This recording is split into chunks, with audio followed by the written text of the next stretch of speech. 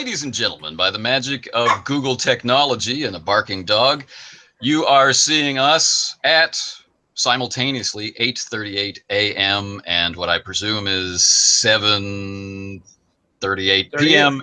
and what, 5:38 p.m.? Yes. Mm-hmm. We have gathered together for an introductory session of Hollow Earth Expedition. If you're not familiar with Hollow Earth Expedition, it is a game line which launched the Ubiquity Roleplaying System, which features pretty heavily on this channel and a few others. We have the beautiful hardback rule book from the original release, Hollow Earth Expedition, which today might be backed up by, thanks Billy, the Mysteries of the Hollow Earth, which is very mysterious. But if you're not into big hardcover books, you can always go for the Explorer size, the 6x9 Digest Edition, which contains all the original content with fewer of the errors. So, with that over, welcome to our introductory session of Hollow Earth Expedition. I'm joined today by Jason from DarkAgeof RollPlayGame, down there in the corner. And we have Ivan Mike 1968, a stranger to the channel, someone we've never seen before. Certainly not in any of our ongoing all-for-one games. Hello. Today, our broadcast is sponsored. So we turn over now to the news by the United States World Radio Service. Disaster strikes film archive, 2 killed in blaze, government slow to react. On July 9th in Little Ferry, New Jersey, a warehouse containing precious film archives for the Fox movie studio erupted into a spontaneous blaze which claimed the lives of 2 people and wiped out the entire archive of films. Despite suspicion that large stocks of films posed a fire risk in the recent passage of the Factory Safety Act, no suitable precautions were taken to fatal results. More on this story after a word from our sponsor. Friends, do you worry about fire safety? Of course you do. Any responsible homeowner would. That's why you need to speak with your local Potter Reamer representative today about their brand new line of fire extinguishers called Fire Pro. Do you want your home to be safe? Then you need a pro. A Potter Reamer Fire Pro. Call for a consultation today. Now I resume our regularly scheduled broadcast of Hollow Earth Expedition. This session called All That Glitters. And to begin the session, I'm going to turn you over to Jason, who will explain to you the character played by Ivan. Jason? Ivan. Ivan is Spencer Halliday. He was a teammate with me at Washington State University on the rowing team. He was said to always be there for the girls. He was not a very serious athlete. He was the guy in the team photo that wasn't wearing his socks. Kind of carefree, easygoing, full of adventure. Never really liked Hallsie. Somehow I ended up going with Hallsie on these adventures. I have my personal reasons for that, but he is such a charismatic con man, a shim-sham man. But somehow I trust him. Somehow I think he might have the answer for my future. He's a little greedy. He wants more, I think, than I do financially from these adventures. That's it. All right. Thank you very much. Ivan, who is this fellow describing you in such interesting terms? Oh, Charlie Day. You know, Chuck's a good kid. You know, we went to college together. We were on the teams, you know, and you know, I was, like I say, he said I was over there for the dames, but he's a good kid. Like, nice Iowa farm boy, I think it was Iowa. Whatever, it was one of them states out there. It was, you know, with all the corn and stuff. And well, anyhow, he said he's a real good kid. He gonna be a doctor, some kind of big shot. And he's like a pack mule. I mean, he's a nice guy. He's a really nice guy. Kind of a, you know, doesn't smoke, doesn't drink, not too much, doesn't drink much, unless I get him really upset. But he's he's a nice, a little naive, you know, which is okay. You know, sometimes you need somebody to be a little naive, but he's a good egg. He's a real good egg. He's easy to push one over on, but he's a good kid. He's gonna be a famous doctor. All right. Now, these former rowing teammates have wound up deep in the jungles of Brazil, smuggling, running guns to would-be rebels. It's the year 1937, and they've finally gotten what, to their minds, is a big payout. Various currencies from different countries, and a crate full of golden artifacts plundered from who knows where. Maybe it's enough for them to cash out. Maybe it's enough for them to refinance a new mission and make another run. It's hard to say, but we enter into this session through the side window of a DC-2, its engines roaring as it flies low over the jungle canopy. And who do we see in the cockpit? Well, that would be me. The pilot's taking a break. I can fly a plane. I can fly anything. Excellent. Hallsie, are you sure you can fly this thing? No, this is no problem. I took a few lessons. It's good. It's good. You know, Hallsie, I did some research. The DC-2, it's a relatively young plane. Only rolled off the floor in 1934. So I hope you do know what you're doing. Hey, we're pretty young too, man. You don't want an old plane. Don't want an old plane. Is there any coffee back there? Come on. I'm a little thirsty. Yeah, as long as you don't want gin in that coffee, right? So I'll get you some coffee. Just a splash. Just a splash. Just a splash of gin? Not while you're flying, Hallsie. Not while you're flying. Ah, jeez. And Hallsie hands him a little coffee. I mean, Chuck hands him Hallsie some coffee. Thanks, Chuck. Yeah. All right. So as you're looking Look, Chuck, back, no hands. No hands. Woo! We're flying. Oh, hey. Don't touch that. Don't touch that. the engine lights, the gauges, everything's working smoothly. The plane does need some service, but she's a tough old girl. But as you lean back to grab the coffee to pass to Hallsie, well, that's when you see the glow. In the small wooden crate where the golden artifacts were secured, there is a pulsing blue glow beginning to emanate through all the cracks and joins in the wooden box. And a low hum. Oh, Hallsie, are you seeing this? Hallsie, do you see this? I'm seeing outside. The crate. What about the crate? Right here. Take a look at this. It's glowing. The dial's beginning to spin.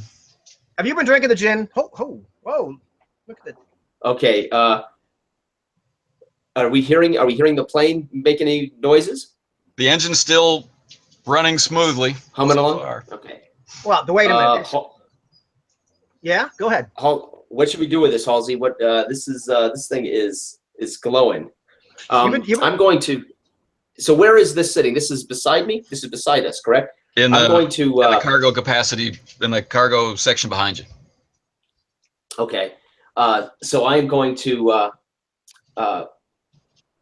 head toward that, and I'm going to grab one of the parachutes and carry it as I walk back to this.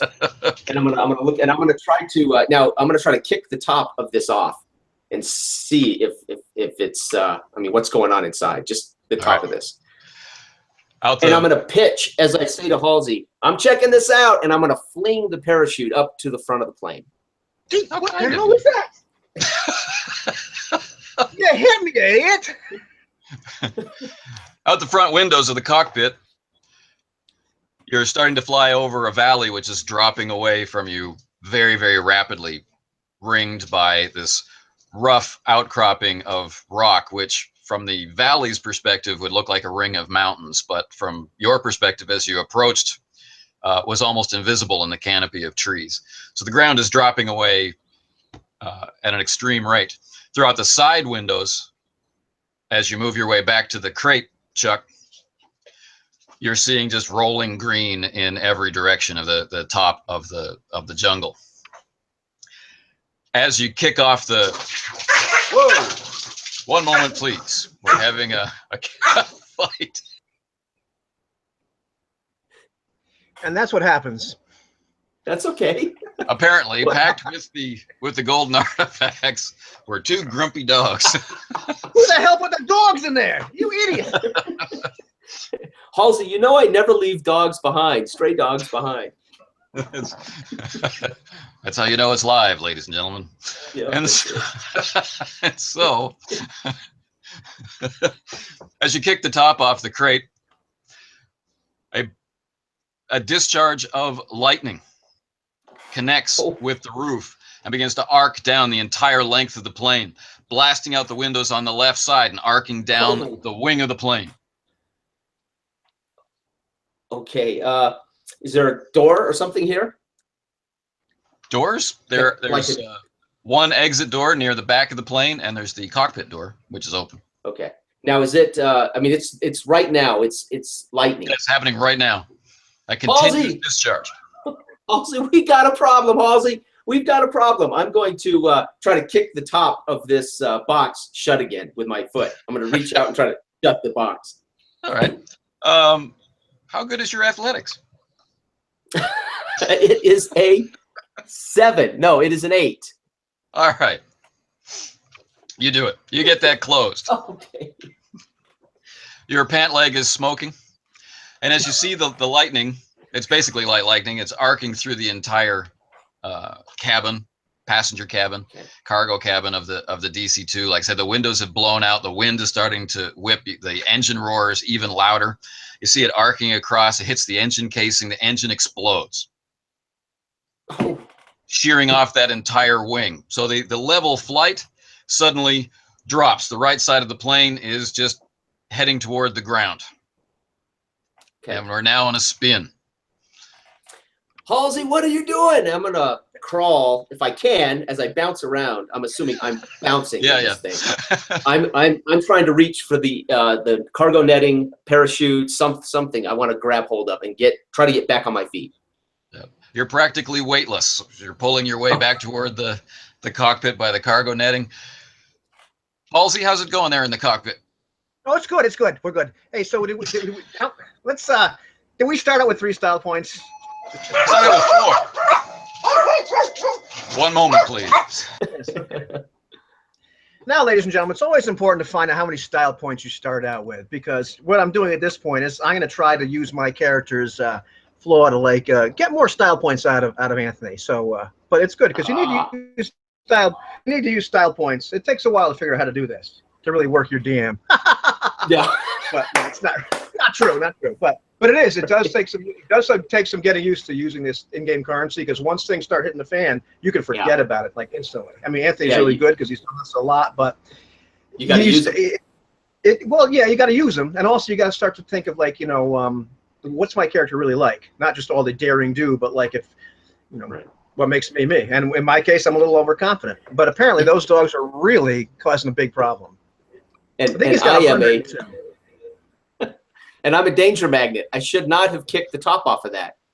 Oh, of course not. But apparently, that's my flaw. Who knew? Who knew that being a danger magic could be so bad? Who knew? Oh. See, we would be in Barbados sipping margaritas on the beach right now, friend, if I wasn't a danger magnet. That's true. That's true. I'm not sure if Oh, there it is. There it is. Counting our gold. That is exactly true. If you weren't a danger magnet. If Woody had gone, if Chuck had gone straight to the police, none of this would have ever happened.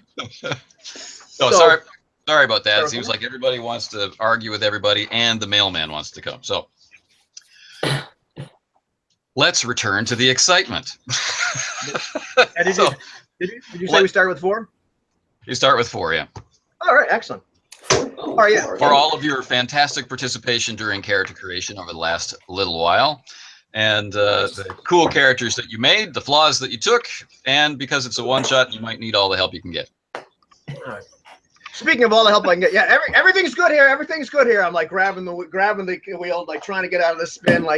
It's good. We're fine. We're fine. Yeah, yeah. It feels like the plane has lost a wing, but there'd be no reason for that, right? No, it says something. I'm whacking the dial. There's something up. It's good. It's good. And it's just this sickening roll, and now the plane is upside down, headed for the canopy. All right, I'm gonna crawl in on the ceiling of the plane, look up at Hallsie. My hair, my wavy brownish hair, sweat. Hallsie, we gotta get these shoots on. We gotta get out of here. Oh, okay. You just you help me get this one on, because I'm trying to, like, my intent is to use my incredible piloting skill to, like, not die. Excellent. So I'm gonna put my parachute on first, or I'm gonna take the parachute I threw to him and put it on. Okay. Good plan. Okay. Okay. And then I'm gonna put my hand on Halsey's shoulder if I'm able to. I don't know yet. Now I'm on the ceiling, so I'm kind of like this on Halsey's shoulder. Right on. Right as he's buckled in. Hallsie, you're gonna have to hold on to me. We're jumping out of this plane together. Through the front windows of the cockpit and the windows overhead, now that you're upside down, you're getting a brilliant view of the jungle below. Right, the straps are biting into your legs, Halsey, as you hang on to the yoke, and up on the ceiling. It's actually pretty comfortable up there. You're nice. But your stomachs are doing that heavy roll of sudden reversal of everything that should be upside down and right side up. And you see this brilliant crystal lake beneath you at the very bottom of the valley. It widens out into a lake, a river at each end, white water at both ends of the lake. But you're coming down, it looks like you just might hit the lake. And blue lightning is starting to dance all over everywhere in the cockpit. Your beautiful wavy brown hair is standing straight up. I've got dribble of vomit on the in the hair and the bangs as I heave up a little bit of vomit.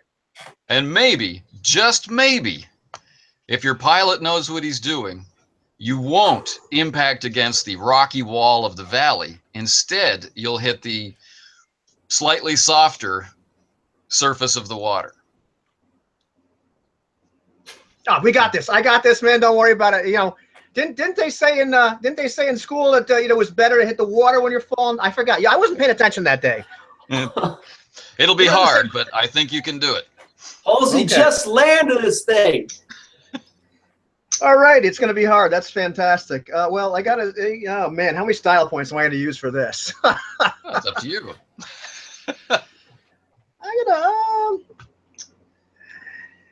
I'm gonna use 2, so I'm gonna give myself 6 dice. All right. How bad can it be? What could possibly go wrong? The only problem is I can't remember how hard really means. It's 4. Oh God. So, yeah, I'm using all of them. All right. Do I have to roll? Or can I take the average? So.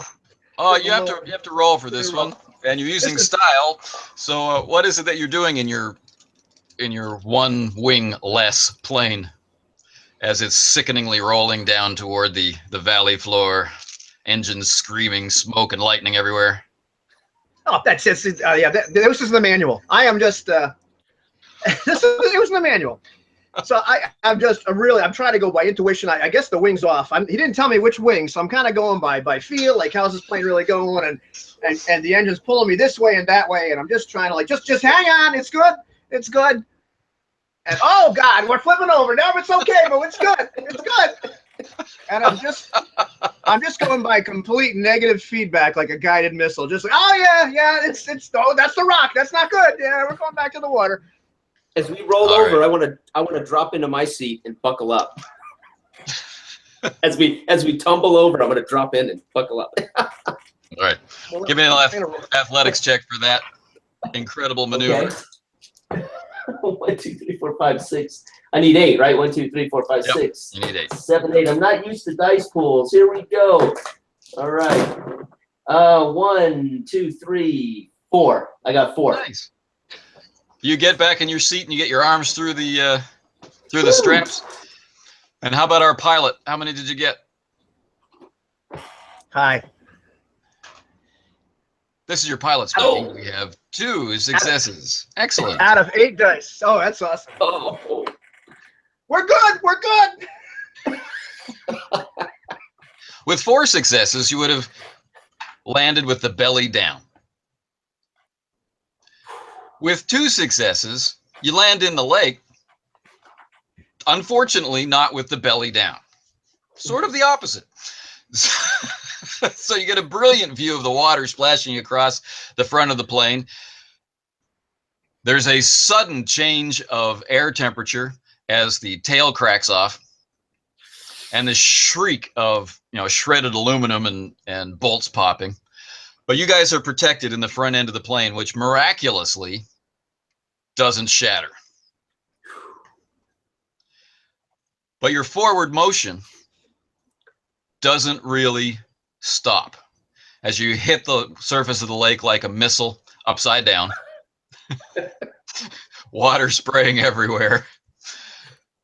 The front part of the plane, the cockpit of the plane, still proceeding forward. And there's another shriek, and you suddenly whip around toward the left as the left wing shears off. And sickeningly, the whole fuselage of the plane begins to roll, and you're hearing the roaring of water and the crashing of water and then the slamming of objects all over as you probably enter the rapids at the end of the lake. And everything's beginning to accelerate, and your world is just spinning and spinning and spinning and spinning and spinning. And then finally the plane rights itself just for a moment, and you're looking back toward the lake. And then it whips around again, and you're looking through this canopy of trees. And you should be seeing the river stretching out straight in front of you. Except it looks like the whole world drops away with this spray of foam. Waterfall. Over you go. Could I have a resilience check, please? Double your body. Woo.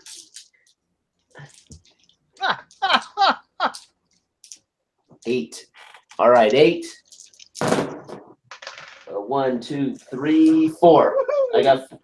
Nice. I got 4. Okay. I got 3 out of 4. You are both conscious all the way down. Oh, that's not son good. of I'd a rather be gun. unconscious. No. Hallsie, I thought you could fly this thing. I could, but there's no freaking wings. Or tail. Well, This kind of crap always happens when you're around. You're a freaking lousy jinx. Well, Jinx. that's worth the style for each of you. holy So, cow. you can I got to see remember these- to use these things. Yes. You can see these jagged rocks out of the mist as you hurtle down like a bullet in the plane. But you don't hit them. And suddenly, with a blinding flash of light, you are shooting up into the sky.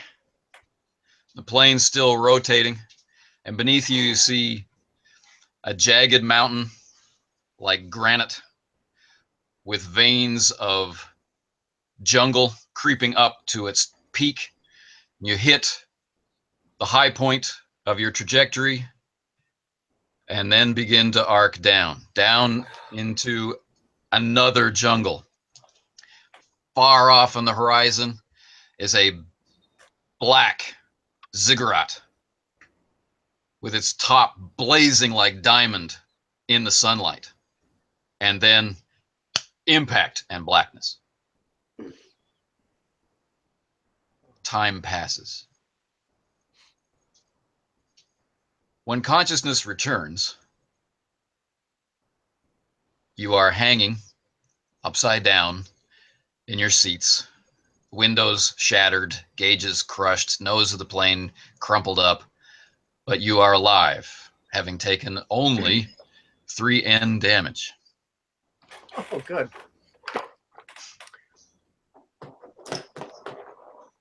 This doesn't impede you in any way, but its bruises and strain and pain, headaches, Oh. like you've been in a boxing match. Oh God. I think we're alive, Hallsie. I think we made it. Yeah, you think? Hey, Chuck. Yeah. Chuck. Next time I tell you to put gin in my coffee, put frickin' gin in my coffee. Okay? Could you do that, please? Absolutely. Absolutely. Style point.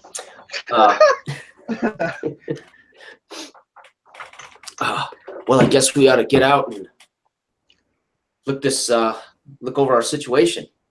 Yeah, our situation is what's left. Do we still have the gold? That's our situation. Right. Hanging upside down, I'm going to unbuckle my hands above my head so I can drop down onto the ceiling, the fuselage of this without taking any more bruising and battering. I'm going to wipe from my face the vomit. I'm gonna pat my hair down, wiping sweat and everything, blood, to see if I've got blood on my hands, on my face. Try to straighten up a little bit, get my comb out, comb my hair, put my comb away, and help Hallsie up if he's still hanging, or help Hallsie down if he's still hanging upside down. No, thank you so much. Just I'm looking around for the first aid kit. You still got one of those things here? Yeah, you guys do have minor abrasions and contusions. First aid kit wouldn't be out of place. And right behind the cockpit is pretty much where the fuselage ends. Some of it melted, some of it curled up, and the crate of gold is there in its cargo netting right on the lip of the edge of the plane. But all the rest of your money and supplies and the entire rest of the plane gone. Hallsie, Chuck, you got your lighter. Yeah.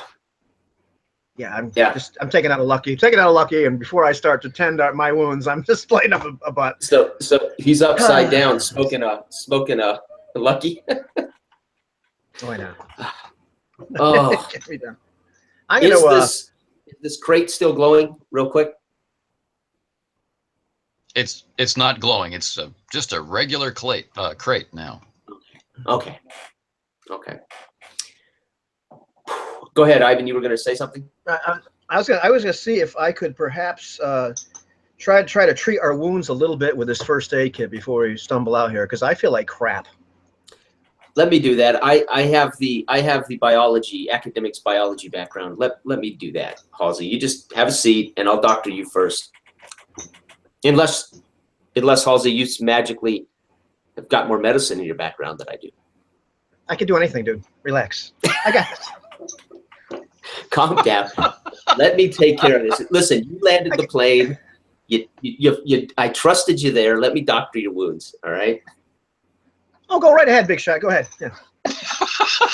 you're gonna be a doctor one day. Yeah, go ahead. So I'm popping open the first aid supplies. I'm gonna check for anything that has to be sewn up. Clean it with some antiseptic stick. If you remember the old septic stick, right? Yep. That you would smear over a bleeding wound.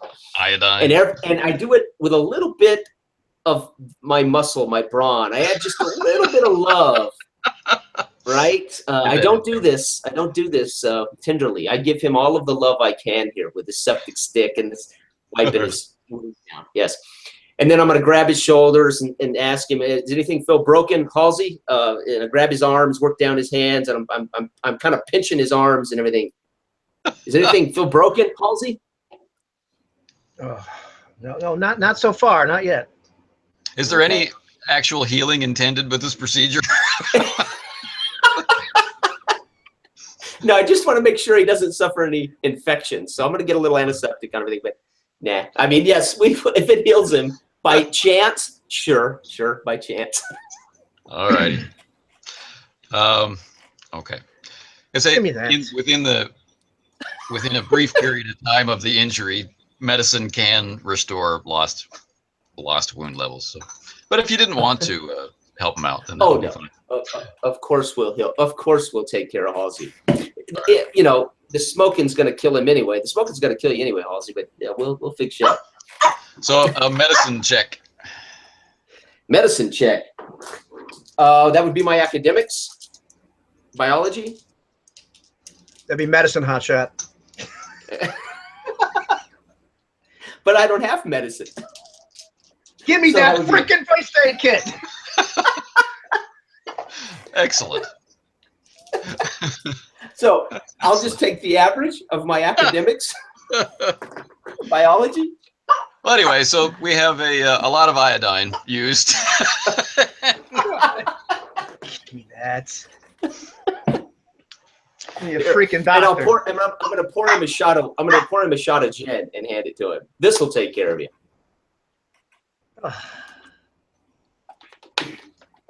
Actually, you'd be able to, maybe, if your intelligence is good enough, you'd be able to roll your intelligence -2 if you're lacking in medicine for this situation. Okay. Great. So that's a 0. Intelligence is 2 minus 2. Okay. He's going to be a doctor, ladies and gentlemen. So exactly. but I'm an Olympic athlete first, right? So I didn't say a doctor of what. You know, you can be a doctor in history, you know. Besides, it's future tense. I'm going to be a doctor, meaning I'm not one now. So here you are in the wrecked fuselage of your plane, pointing down this very steep mountain in the jungle. Behind the plane, you can see the broken tree trunks and torn vines and ripped leaves of your passage. But right against the window, the shattered glass and crumpled nose of the cockpit, we have a gigantic leaf. And scuttling across it is a centipede that has to be as long as your leg. Whoa. Just going deep into the undergrowth. You see that, Chuck? Yeah, that ain't normal, Hallsie. That isn't normal. You always were the smart one, Chuck. Yeah, that's pretty good. It's not normal. While we're here, before we go out and get killed again, seeing as I'm a jack of all trades, can I make a medicine roll to see if I can reduce any of our wounds? Absolutely. Or did he spill all the freaking iodine? All right, I'm gonna.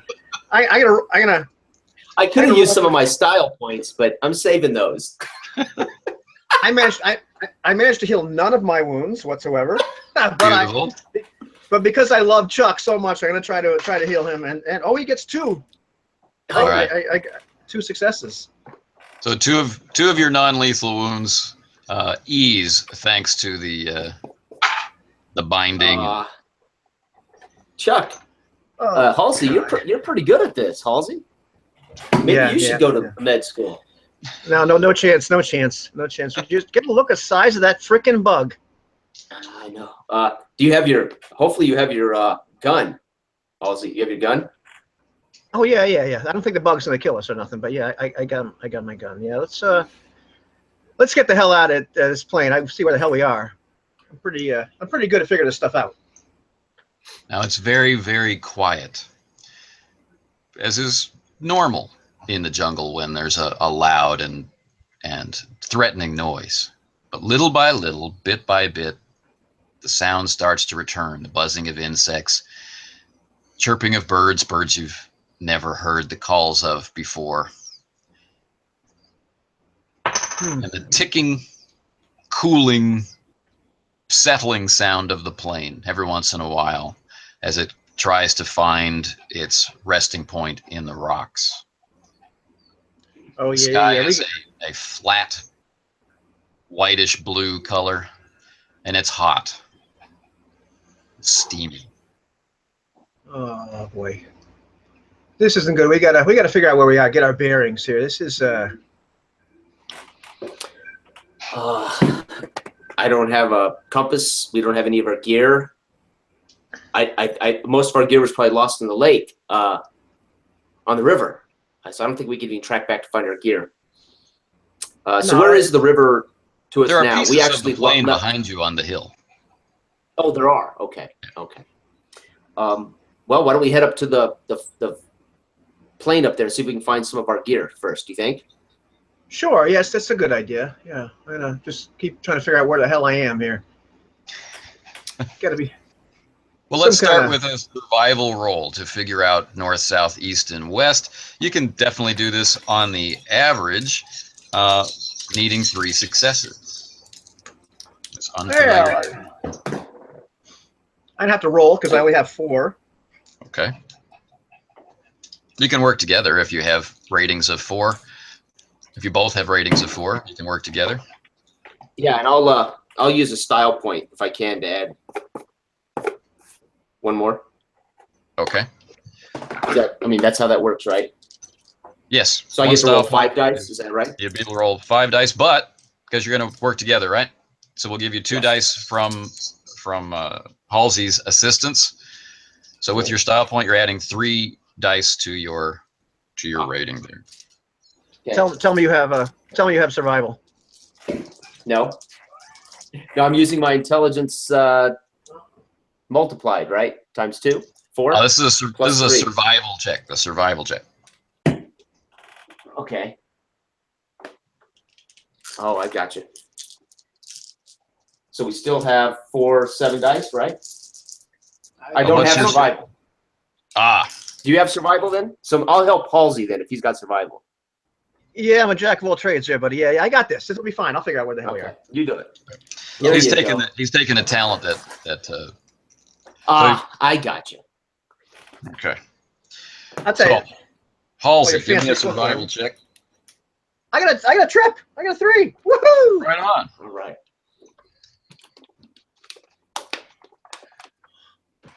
Okay. The sun just does not look right. That's the first thing. Not right at all. Look right. Halsey, am I concussed, or is the sun not quite right? I'm sussing this out. I'm good. Yeah. So north, according to everything you know,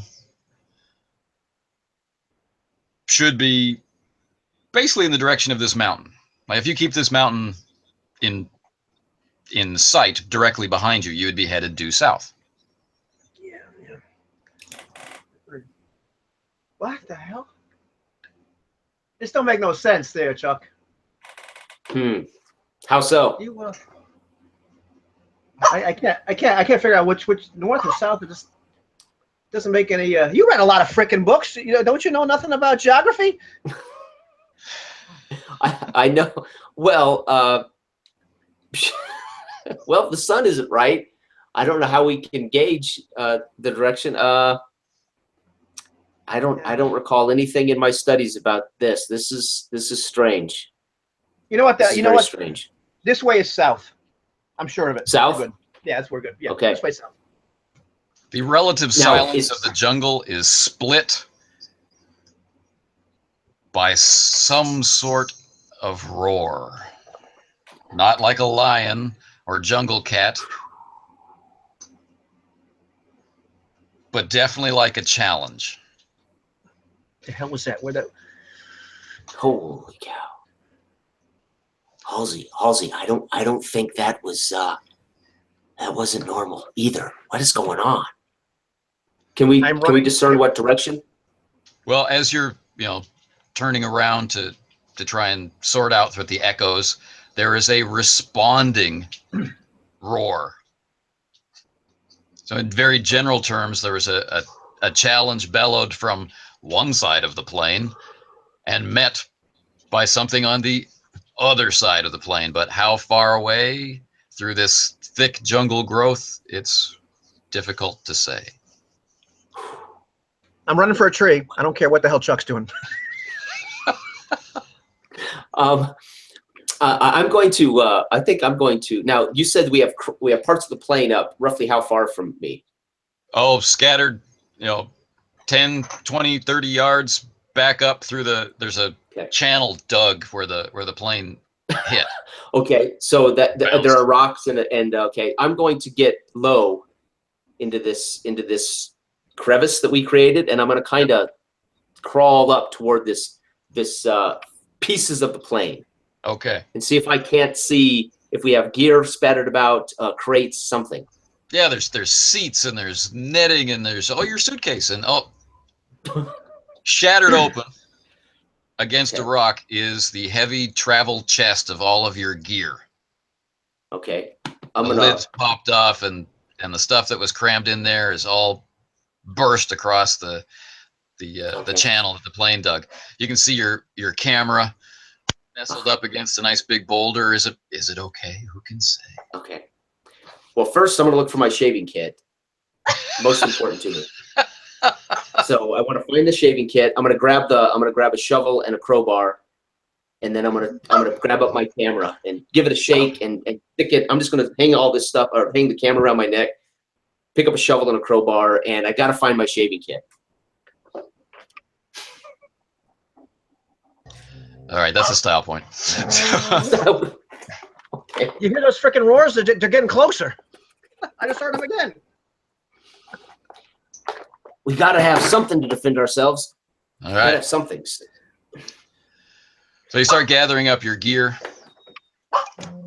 and Halsey's climbing a tree, and it's from there that Hallsie can see the trees moving. Can't see what's moving them, but something large enough to move entire trees is headed in this direction. Get the gin. Get the gin, Chuck. Get the gin. I'm just saying that about that loud. I'm not yelling. I'm just kind of saying it kind of myself. Get the gin. Get the gin. Gin. Can I hear him? Can I hear him say, "Get this gin, Chuck"? Well, he's saying something. So It's easy to okay, predict. I'm gonna look around for the gin. See if I can find some the crate of the gin. Well, you find the bottle tops.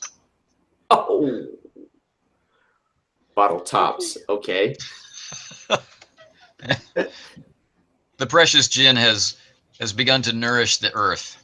Halsey's not gonna like this. Halsey's not gonna like this. But really, what's going on with me is my eyes are just like saucers at that point, just watching these trees kind of go like that. I'm just kind of mostly mumbling to myself that maybe it would be a good idea. Just have a drink. As I poke around in the rubbish like some homeless guy at the dump. Where is it? Where is it? So you find your shaving kit. Oh, there it is. All right, I'm gonna pick that up. I'm gonna stuff that in my backpack. Hopefully, if I find my backpack, I'm gonna get that stuffed in there. Okay. And you're hearing trees splinter and probably the earth shaking beneath your feet. Okay, I'm gonna slowly stop and look back over my shoulder toward this splintering and noise. I'm assuming it's behind me. Off to the side. Off to the side. Okay, well, I'm gonna peek that way. And then another roar, thunderous footsteps, the earth shaking beneath your feet, trees splintering, and then the savage sound of two titanic creatures tearing into each other, but you can't see anything through the thick undergrowth and overgrowth. Okay. Screams of pain. I'm gonna slowly start backing away, and then I want to turn and start running toward Halsey's tree. Do it. I'm gonna climb up higher, see if I can see what's going on. I want to get a look at this. All right.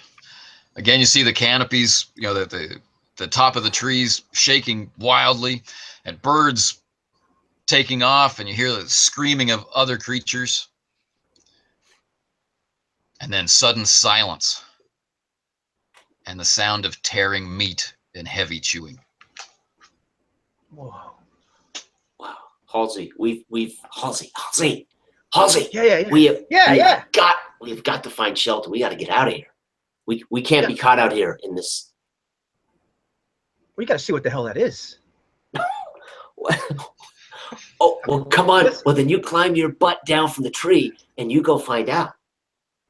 So I'm climbing down, nimbly, but my curiosity is overtaking me at this point. I'm like, what the hell is that?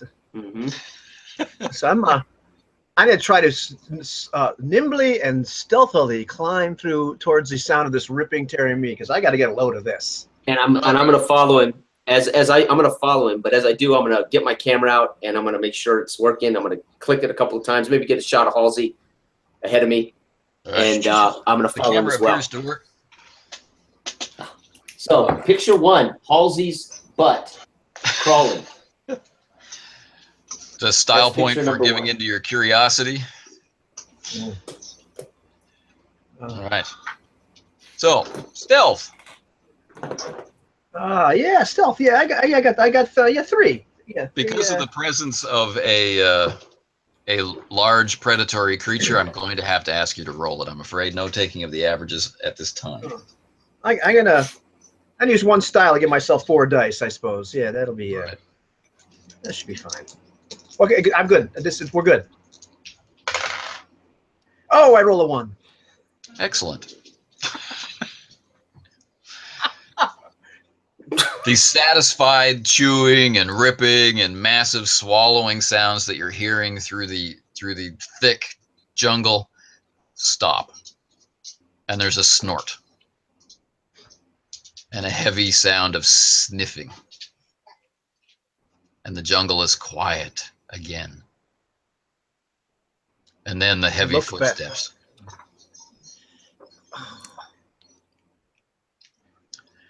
Boom, boom, heavy enough to actually make you feel like you're lifting up off of the earth for a moment.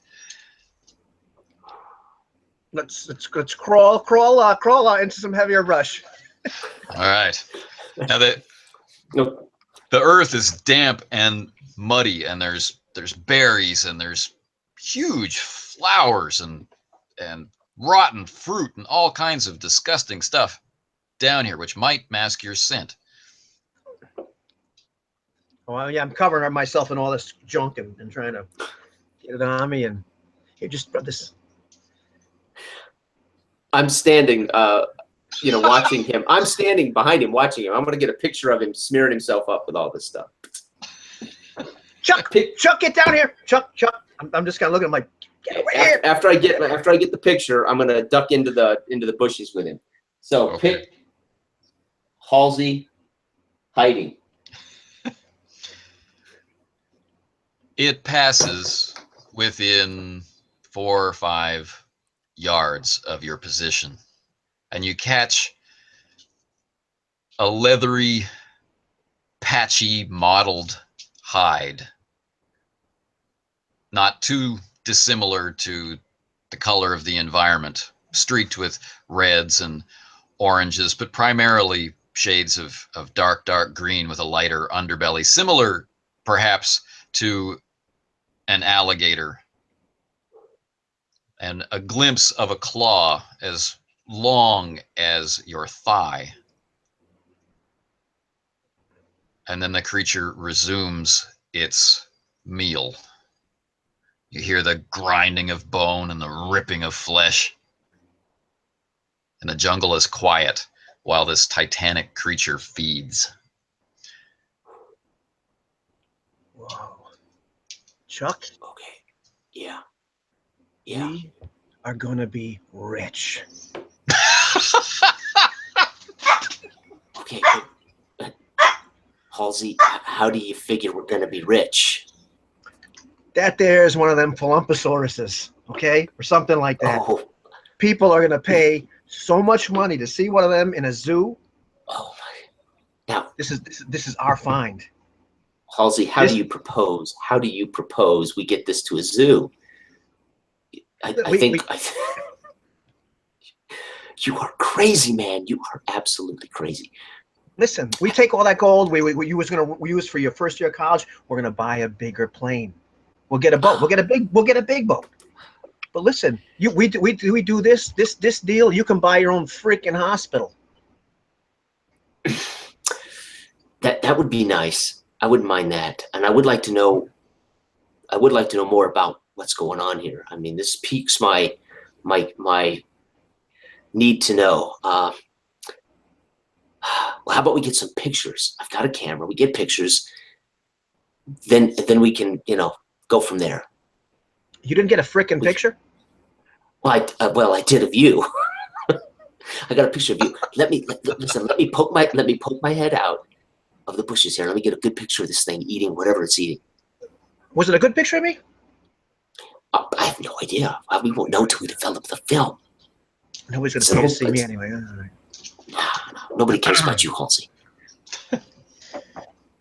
So I'm going to try to position myself. Maybe I can get a picture of this thing. Okay. I have to admit, I'm a little concerned, as I understand you have no survival skill and no stealth. Oh, well, yeah. Probably a bad idea. But okay. All right. Hey, wait. Maybe you should take the picture, Hallsie. Listen. I sit there and think to myself about all the times that Chuck has proven to be a jinx. I'm like, we need to get the high ground first. Okay. All right. And I'll get a picture from high ground. Sounds good. Yeah, Sounds good. That's a good idea. Okay. Let's try to slink. You retreat from danger. That's refreshing. Yes. I'm a magnet. It's coming anyway. Yeah, I don't have to go looking for it. You climb up to a higher elevation, moving through the jungle. The jungle thins a bit and becomes more like creepers and vines, and you get near the first point of impact of the plane on the slope, the very, very steep slope of this mountain. It's almost like a spire, like this upthrust of rock, like a stalagmite rather than a mountain. And from this elevated position, you keep looking back, you can finally get a look at the back of this creature where its battle with the other creature has made some space. And it stands, it's bipedal, it's on its massive back legs, it has this long tail which is twitching in a satisfied way as it's finishing its meal. Its huge maw, like an alligator, is just ripping giant chunks of flesh from a creature of a similar color, but with this huge armored headpiece and 3 big horns. So from your vantage point up on this slightly higher ground, this fold in the mountain, you're able to look down at the base of the mountain and the fleshy devastation which is taking place. And after each bite, it lifts its head up high and makes this big swallow, loading itself up like a snake. It's these 2 smaller, almost vestigial arms hanging in front of it, which it's using to support itself as it leans in to tear meat off the smaller, gigantic creature. Get a picture. Click. Holy mackerel. This is your only roll of film. Right. Don't worry, I've got 21 shots left. That, ladies and gentlemen, is old school resource management. That's it. That's it. Oh my God! So we got to figure out how to get this thing back. Get it back? Are you crazy? Are you crazy? Listen, I've got a shovel, I got a crowbar, I got a backpack, I got my shaving kit. That's all I've got. And you think we're going to get this back? We got if the crate of shovel gold, but and the that's crowbar are here, the weapons might be here somewhere too. So we've got to go back and collect the rest of our gear, don't you think? well, I got my gun on me. I just got my gun on me. That pea shooter versus that thing? And of course, listen, if you kill it, there's nothing to show. There's nothing to sell. There's nothing to put in a zoo, right? If you do kill the thing. Yeah, well, who says I was going to kill it? Hallsie, you've had some crazy schemes, but I don't know where are we going with this? How are we going to do this? I mean, what do you think we should dig like a big pit and maybe trip it into a giant pit? Then what? Well, no. See, this is our find. Like you saw that mountain right here. That's like it ain't like no other mountain. I don't think this is like one of them undiscovered countries that we have stumbled upon. Okay, I'm following you. I'm following you, Hallsie. Tell me more. So this is our spot. We don't tell nobody about this, and we go. We take the rest of the gold. We figure out how to get out of here, and I think that way's south. Yeah, it's south. And then we bring back the bigger plane, the bigger boat, and then we you know what the thing is with these things? They don't start out that size. That's a good point. We got to find an egg. You're right. You're absolutely right. Let's get an egg. Now you're thinking, Hallsie. Now you're thinking. This is why the girls like you, Hallsie. Now you're thinking. Okay, I'm gonna take out my comb my hair. All right, I'm starting to feel a little more comfortable with the situation. As you start to feel more comfortable, a wedge-shaped shadow passes over the ground, causing the sun to be blotted out momentarily. And then the shadow turns off to your left, and looking up, you see a vaguely bat-like flying creature with a wingspan of measured in yards. The top of its head is almost like a cartilage projection, like a sail. As it turns its head, it banks, and it goes, and you lose sight of it behind the mountain. Hallsie, this is a treasure trove. I think you're right. Yeah. Holy cow! I don't feel safe though. You don't? No, Hallsie, we gotta get some shelter here.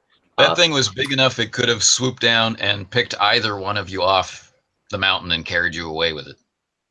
All right, yeah, we need someplace safe to go and to think about this for a second. I gotta figure this out. Yep.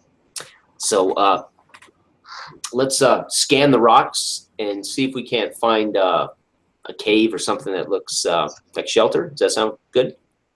A cave, yeah. What would be living in a cave? Yeah, I don't know about that there. Chuck, I don't know about that. But listen, where there's a cave, there's also eggs, right? Isn't that what we're looking for, right? I didn't pay attention in school that day. I suppose I could be in a cave. Yeah, I don't know why. I mean, there are eggs in a cave. You know as much about what did you call that thing? The Plumphosaurus? Yeah, whatever it is. You know, Plumphosaurus. Where do they lay their eggs? Hallsie. I mean, you've got this scheme, but then we don't have a way of executing it. So they lay them in a nest. Where else do they lay them? So we find a nest first, or we find shelter first? We gotta find some place to go, because this is not safe here. One of us is gonna get picked up and frickin' eaten like a frickin' worm. And as hot as it is, you're going to need a good source of water. Your survival tells you that. Alrighty. So we're not gonna get any water up here. How far away are we from that lake at this point? Like a good chunk of distance? The lake? Or the oh yeah, we didn't hit that. Yeah, geez. Well, we got to go find some water. Yeah. All right. Yeah. You definitely remember crashing down a waterfall, but there's no waterfall here. There's just mountain. That's not good. That's not good. Well, okay, water's down at the bottom, so we got to go to the bottom. All right. So scanning out across the horizon, no longer distracted by the massive creature and its meal. Once again on the horizon, you see this black ziggurat. You can just see the top of it from here. So you're no longer high in the air, about to crash. But its top is glinting like a diamond in the sunlight. Oh yeah, yeah. I bet you there's people there or something. Yeah, I think that's where we go, right? But that's high. We're going up there. Do you want to go get water, or do you want to head for this spire? I'm gonna head for the spire. I think that looks interesting. They gotta have some water over there. There's always water near a ziggurat. It's okay. Okay. Right on. So, heading down, heading down the mountain. It's a lot easier than climbing up it. And as you start to move back into the jungle, you can expect your rate to be slowed. With your time in Brazil, you're not inexperienced with jungle travel, especially meeting these, so-called rebel leaders in quiet and secretive places. But this jungle, this undergrowth is nothing like what you've seen in the Amazon. Vines as thick as your leg. Giant tropical flowers far bigger than your body. And Whoa. the insects scuttling out of your path almost as big as the family dog. I'm snapping pictures. So about 4 pictures of these plants and insects, okay? All right. With Hallsie for scale. Yeah, right, exactly.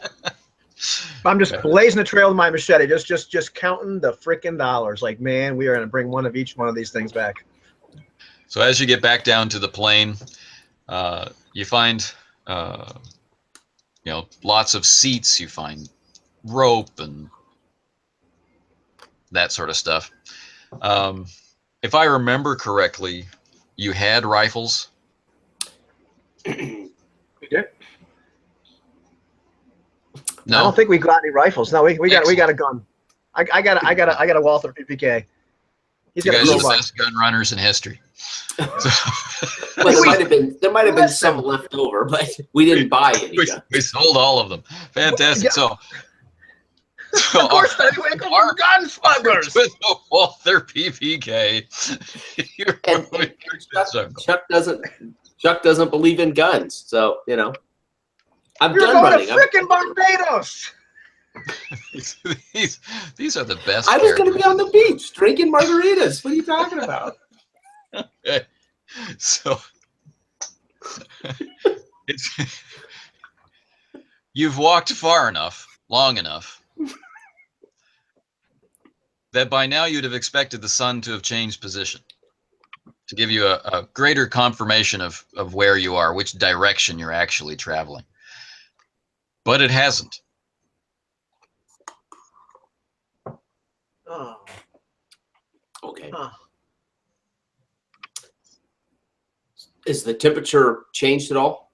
Nope. I mean, it's gotten more humid as you get down into the jungle from the edge of the jungle. The temperature is definitely increased in that sense, but it's like noon, and it's been noon for 2 hours, 3.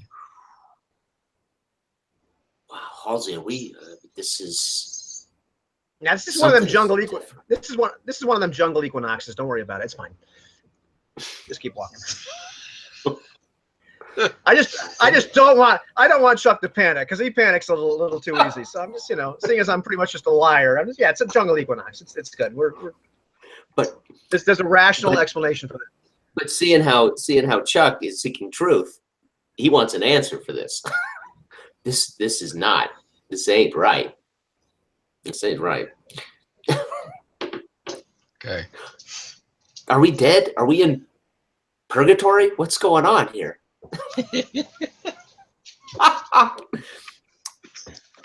Purgatory's an endless jungle with dinosaurs. Well, turn the Catholic Church on its ear. That's for all the Lost fans out there. No. I tell you what, the nuns told me all about purgatory. It ain't like this. It ain't like this. Don't worry about it, Chucky. You're not dead yet. If I'm stuck in purgatory with you for the rest of my life, we are in deep trouble, Hallsie. We are deep trouble.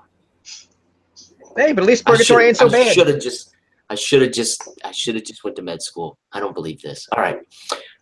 We'll keep trudging on. I'm following the machete wielder. The guy with the machete here. Yeah. After a period of time trudging, and it's getting harder to figure out just how much time,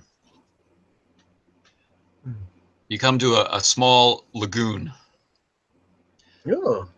It doesn't seem to have a river flowing into it. The water is standing. It's covered in a thick scum of algae or whatever it is that grows on this kind of dark dank pool. The smell is very heavy.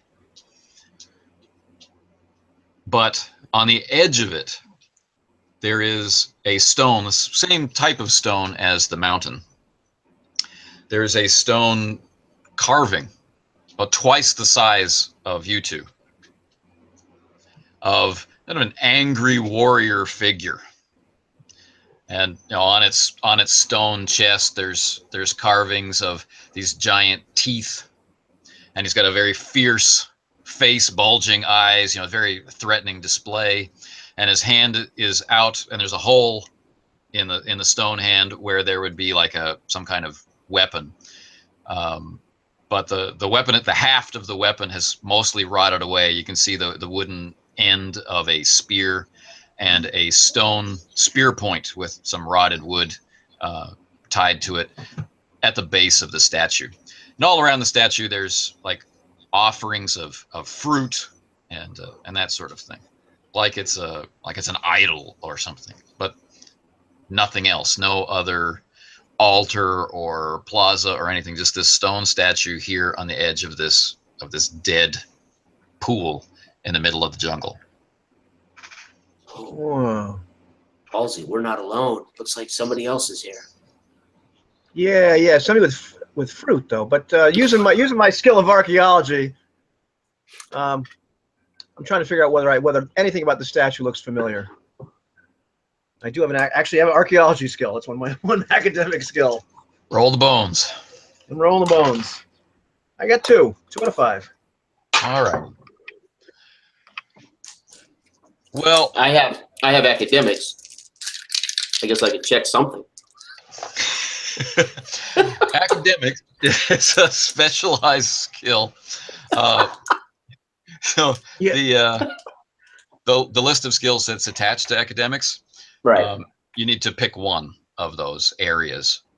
I gotcha. So it would be so medicine, basically, right? Yeah. Biology. Okay, so yeah, put all those points in biology. Yeah. Yeah, that's what I have. I have biology. Okay. And by the way, just athletics, I picked swimming, right? Because I think I'm supposed to pick one of those, and then brawling, I picked punching. So, gotcha. Just so you know, I don't know if I had that on the other character sheet. Okay. Okay. So. Okay. Biology. We'll start with that.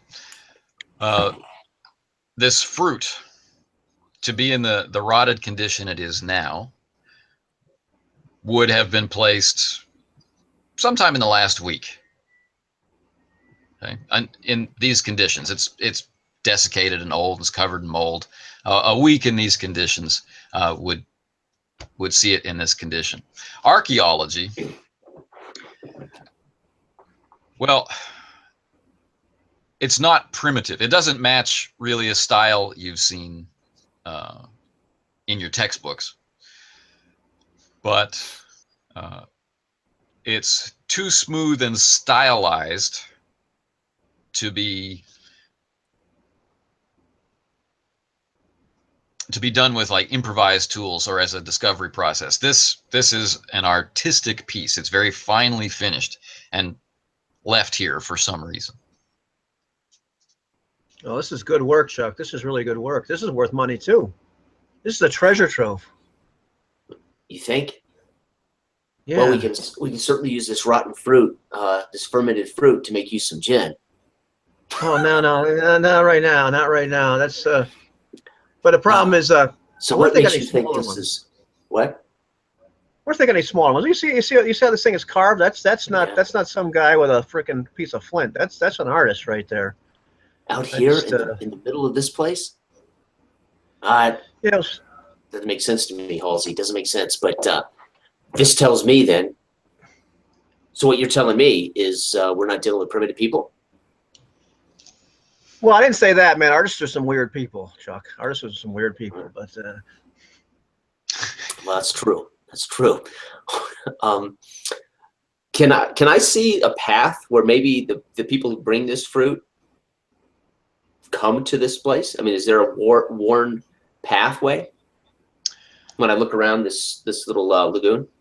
Maybe, or that could be a natural kind of passageway through the woods. I suppose only someone skilled in jungle survival would really know.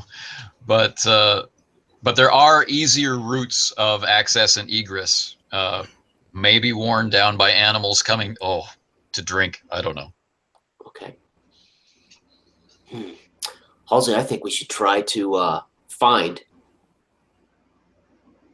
the people who bring this fruit. Don't you think? They might have smaller. Yeah. They might have smaller statues. Heck, they might have. Yeah, they might. You know, I remember reading that the Aztecs, the Mayans, had all that gold when the Spanish arrived in South America. They didn't know what the gold was really worth. You remember that? Do you remember reading that? I grab him by the shoulders. You are a freaking genius. That's right. They may have gold that they don't even know is of value. We can swap this shovel for some gold. This is why I brought this in. You know, you remember? That's a style point right there.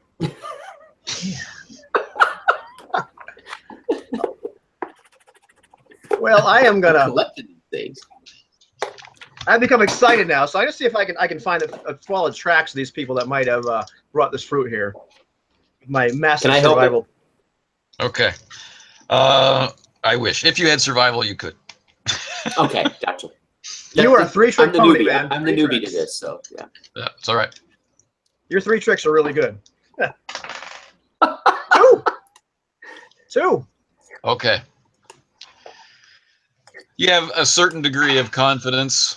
I mean, you know, legit confidence, not your normal kind of confidence, your false bravado. You have a sense that that there are 2 trails that you can choose. One toward the mountain, and one which should therefore be toward the ziggurat, as they're on opposite sides of this pond. So one taking you back the way you came, and one in the way that you had intended to travel. Yeah, Chuck. There's only one. They came from that way, the ziggurat. Let's do it. Lead the way. All right. The way. All right. So at this point, I'm going to get my machete out, and I'm going to put my camera in the backpack, and I'm going to get my machete out, and I'm going to start clearing with him as we move. If we need to, we may not need to with this path. I don't know. It will make it a lot easier because you have to duck under these huge fan-shaped leaves and giant ferns and entangling vines. Speaking of entangling vines, Oh no! as Hallsie, who's taking the lead, is hacking into the shrubbery, a vine is whipping its way around his lower legs.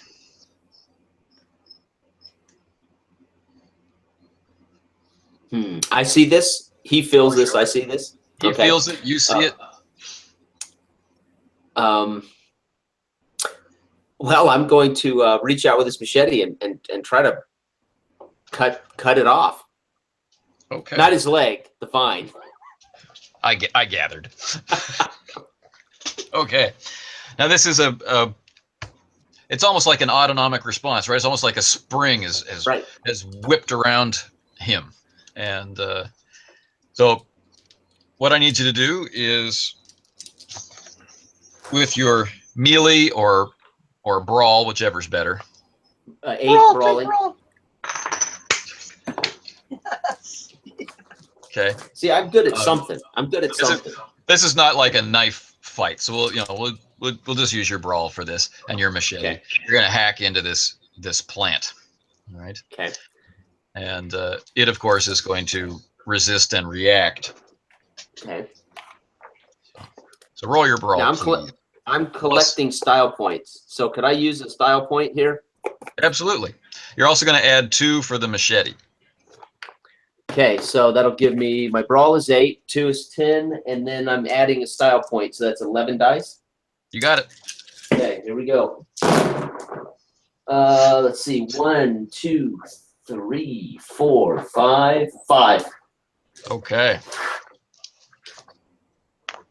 Woo. You bite deeply into this, and there's a spray of this bright red sap, which is really, really sweet smelling. Oh. And bound to attract attention. Oh. Hallsie, you okay? Is this thing still wiggling around, or it's now thrashing responding? wildly. It's threatening to take Hallsie right off his feet. Only a strength or a strength check doubled will determine if he keeps his feet or not. And all I do is yell, "Snake!" and roll. I can roll 3. 3. All right, so you're still on your feet. You're able to get some leverage by maybe grabbing a tree trunk or a vine or something like that, and it's whipping and thrashing, and it's gushing this bright, I mean, crimson, sticky, fragrant, sweet-smelling sap all over the place, and still thrashing. I'm booking. I want no part of this. All right, so you're trying to get free of the entangling vine. Yeah. Oh, it's Chuck. Just, okay. Yeah. I'm going to continue to. Well, first I'm going to say, Hallsie, it's not a snake. It's just vines. As he runs off, and I'm going to try to skirt around it, and follow Hallsie. Okay. Your strength versus the vine's strength, then, in opposition. Okay. Hallsie. Oh, again? Yep. Again with this? Okay. 3. Okay. All right. You break free. You are not covered in sap. Your friend Chuck is covered in sap. I'm sure nothing bad will happen as a result of the sap. It'll be fine. Now, this vine, this entangling vine, there are many of them in the area, and they kind of radiate back to this very, very large in diameter flower. And this flower has kind of a pod in the middle of it. And not unlike a Venus flytrap with interlocking teeth on the outside of this pod. There's another orangish ring of petals around that central pod and these vines. And it would seem as though if you touch the vine, then it snaps shut, coiling around whatever, and then slowly pulling it into the pod. Something to keep your eyes peeled for. Whoa, that was close there. Thanks, Chuck. Thanks, Chuck. You look good. Well, I smell better than you. You still stink like those stuff you smeared on you, but at least I smell good. Yeah. I'm gonna taste just a little bit of this. I'm gonna take it off my nose and just taste a little of this. I'm seeking the truth. Gotta know. I wonder if it tastes as sweet as it smells. It does. It's like honey, only more. Somehow more. Better. Hallsie, try some of this. I'm gonna take some off my face and stick my fingers out for Hallsie. Try some of this. You freaking nuts. I'm gonna see if you die first. So you'll drink gin until your liver rots, but you won't try this sweet tasting honey. This is fantastic. Listen. It really is good. Very, very tasty. Okay. Now we have been traveling through the undergrowth for hours and hours, it seems. And growing more and more tired. But Chuck, remember you were still carrying one non-lethal injury. You are now free of it. Your muscles have loosened up. You know, all this physical activity in the heat has made you feel better. Hallsie, you're still feeling pretty much like hammered crap, But again, one non-lethal injury has lifted from you. Yay! Oh. But you are growing very, very tired. It was already a long day, followed by the trauma of the crash, the peaks and lows of adrenaline, and now slogging in this high heat through heavy jungle. Arms are tired, your legs are leaden, and the sun, what little you can see of it through the canopy of jungle, is still dead overhead. You know, Chuck, Hallsie. yeah. I was just gonna say, I'm tired, but I'm feeling. Believe it or not, I'm feeling better. Bones don't hurt as much. I don't feel quite like I tumbled out of the sky at 150 miles an hour. I'm feeling better. How are you feeling? Are you feeling better? Yeah, I feel a little better, man, but we got a bigger problem here. I'm gonna fall asleep soon. We got to figure out someplace safe to kind of take a little nap there or something. Because we're gonna die out here without this. We still haven't found any water we could drink yet. Oh man. Well, we're following your trail. You sure this was the right way? Oh, yeah, absolutely. The only way there was. Okay. So. Actually, you're not really sure you're following the trail. This is kind of a problem, but you don't have to let Chuck know. Listen.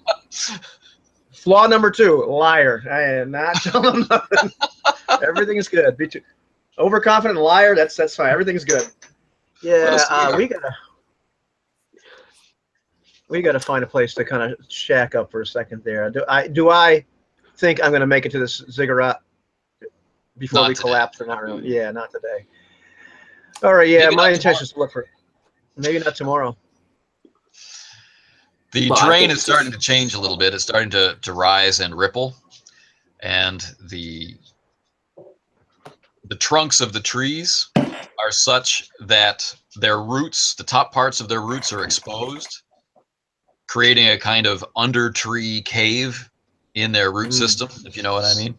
There's lots of leaf litter and whatnot, and the trunks are wrapped up with these massive vines and creepers and. But yeah, that's your environment. So, Hallsie, you think we can sleep under these tree trunks? Maybe take I can sleep just about shelter. I can sleep just about anywhere right now. But yeah, let's see those buttresses and those exposed roots. Yeah, that'd be fine. It's just like an Amazon rainforest. Yep. Which this has to be an Amazon rainforest. Just our Amazon rainforest. That's right. Yeah, I know. We'll have to think of a name for it. But let's.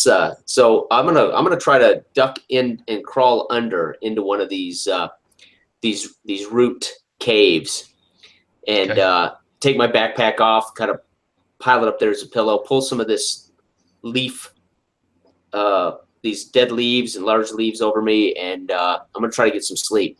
Hallsie, I don't know about you, but I'm gonna crash out. I'm gonna bunk out right here. So, well, wait a minute. One of us has got to take wash at one time. Like you see these big giant things here.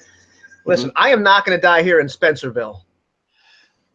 So Chuck, as you're climbing under this root system, it's much cooler in there. It's really quite nice, a little damp, but nice. And you're looking out at Hallsie, right, telling him that you're going to go to sleep, and he's saying, "No way, man." And he's now named it Spencerville. Okay. Behind him, maybe 10, 15 feet, there's a mosquito the size of an eagle. And it's just kind of buzzing. Now you can hear that shrill sound. That's what that was. And it's just kind of bumbling around. Oh, there's 2. Hallsie, behind you. Behind you. I'm just going to turn around slowly at this point. It's like, oh. You see its long, pointed proboscis, which has to be the size of your arm if it's an inch, as it enters this slight clearing under the canopy of trees. A mosquito the size of a bird. I ain't got that much blood in me. Is there enough room under here for me to invite Hallsie in. You're friends, right? I mean, there's enough room. Hallsie, get in here. Get in There's here. physically enough room. Yep. Yeah, Okay. I just scuttle in there. I just scuttle in there and draw my pistol. Okay. Okay. You hear that shrill sound of a mosquito, but somehow on a baser note, likely because of the size. It's long, dangly, almost elegant legs, and it's just moving around this tree as if drawn by, I don't know, the scent of something. Hallsie, what are we gonna do? That thing could suck the brains right out of your head. Yeah, I know that, but we're gonna have to do something. Yeah. Yeah, but the problem is if I start firing this pistol, killing these things, every Philumposaurus for 20 miles is going to come looking for this. Wondering what's going on. Is it like wavering in front of the hole of? I mean, is it? It's just moving around in a search pattern. You know how they just buzz around till they bump into somebody. Okay. Well, if they're not aggressively coming after us, why don't we just bunk out here, get some sleep? They'll go away. They'll go away. Right? They've got to go away. There's nothing here. Except the jinx, but yeah, it'll be fine. Well, you take first watch. I'm bunking out right here. We got to get some rest. Okay, yeah, fine. You can sleep with that thing flying around. Go ahead. And I handed him. I'm going to hand him a shovel and the crowbar and say, "Here, use these two if you don't want to make noise. If you need to." I gotta push him right back at him. You're out of your freaking mind.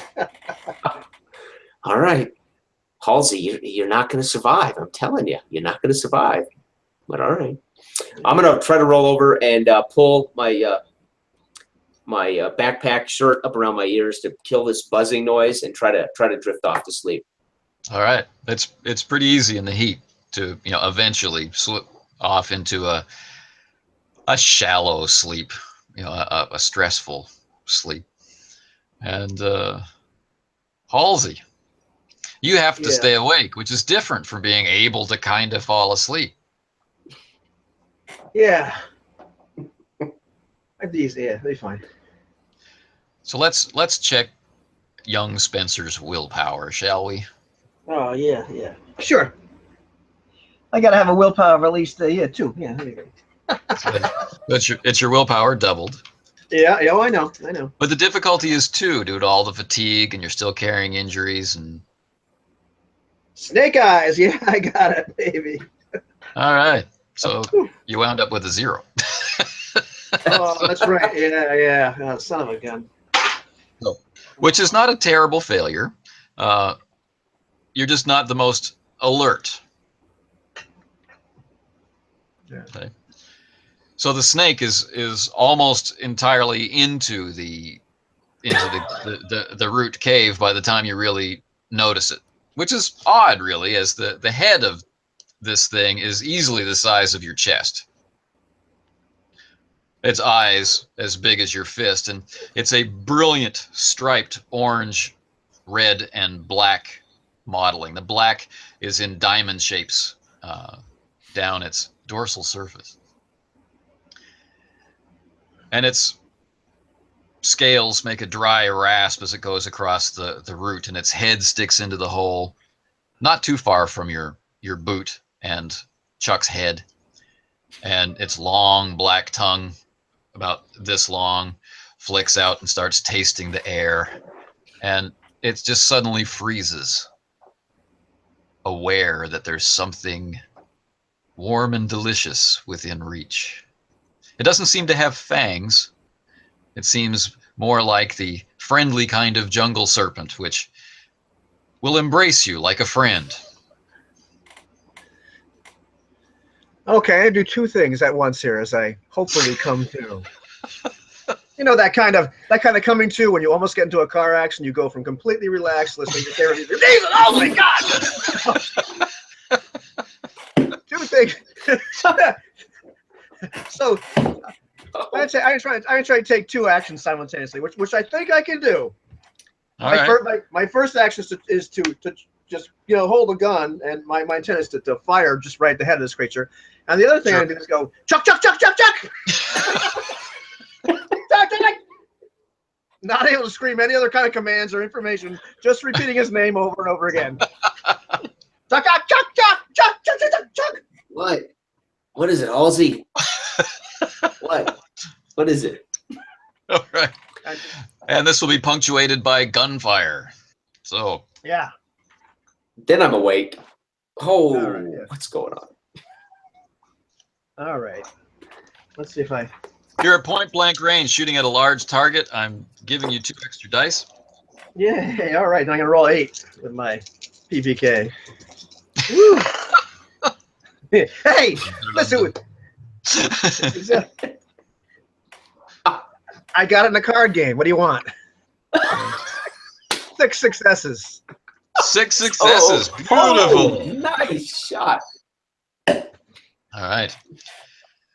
The bullet tears through the side of the thing's face. The harsh, glassy black eye just exploding into ichor, and then of course it pulls its head out of the hole in a sharp recoil, and you hear the hiss, and it vanishes into the undergrowth. But the shot echoes. I silence. bolt awake with my ears ringing. Hallsie, what's going on? What is going on? Now, Chuck, you're finding it really, really, really hard to move, like you're encased in a plaster cast. What's going on? Hallsie, what's going on? The sap has hardened like amber. Oh, no. Snake. Snake. I can't move, Hallsie. I can't move. I'm. Can I use my strength to maybe break this? Yep, try. Oh, Okay. Christ! The pitch and paralyzed you. Oh, Chuck, I'm sorry. So I use double, right? Yeah. 1, 3. I got 3 out of 6. All right. Astonishing. You rolled the average. And so you're able to, like crack it. It's like this heavy resin, right? It's a good thing you weren't immersed in it. Okay. Right? Okay. But as you were sleeping, it hardened. Break myself loose and set up and say, what? My ears are ringing. What is going on? And meanwhile, I'm going to bite and eat one of these pieces of this. Yeah, it's like taffy. Yeah. With What hair are you doing? What's going on? Did you say snake? There's a big, giant, huge. The head, big head. Where's it at? Where's it at now? It went that way. I shot it. It's gonna die. It'll be fine. But well, I'm awake now. Why don't you get some rest and hey, give me that PPK and I'll take watch. You know how to use this, right? You've used one of these before. Well, you point it and shoot it like my camera, right? Yeah.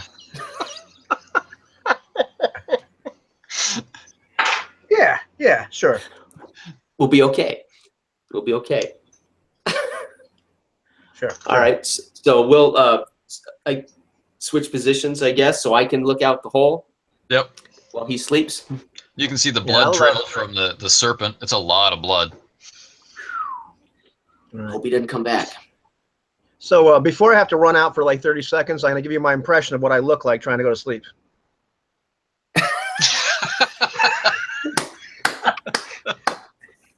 Okay. I'll be right back. So, as the activation syndrome starts to cool down, as his adrenaline levels drop, Hallsie maybe falls asleep, maybe not, but at least he's allowed to close his eyes every once in a while. Not that he really does, but there you are, right? There's the trail of blood, and you can see ants the length of your finger, starting to crawl, checking out the blood trail. I wonder if they're actually under this tree too. That would be maybe a problem. But anyway, and these beetles come out of the undergrowth, and the sounds of the normal jungle environment start to resume. You know, the bird calls and the buzzing of insects and things. I'm getting a little tense holding this PPK, and I'm sweating. The noise is starting to bother me a little bit, and I'm holding this gun. At some point, I'm going to set it down and try to dry my hands. A little sweaty, a little tired. Right. And but keep my eyes. You know, I'm going to watch best I can to make sure we don't see too many of these things come into our little shelter here. Sure. These ants, etc. Maybe kick some mud and some leaves up against the hole. Maybe breaking that blood trail. Maybe. Sure. Good idea. And time passes, and Hallsie falls to sleep. Okay. Pretty much. You're starting to get pretty hungry.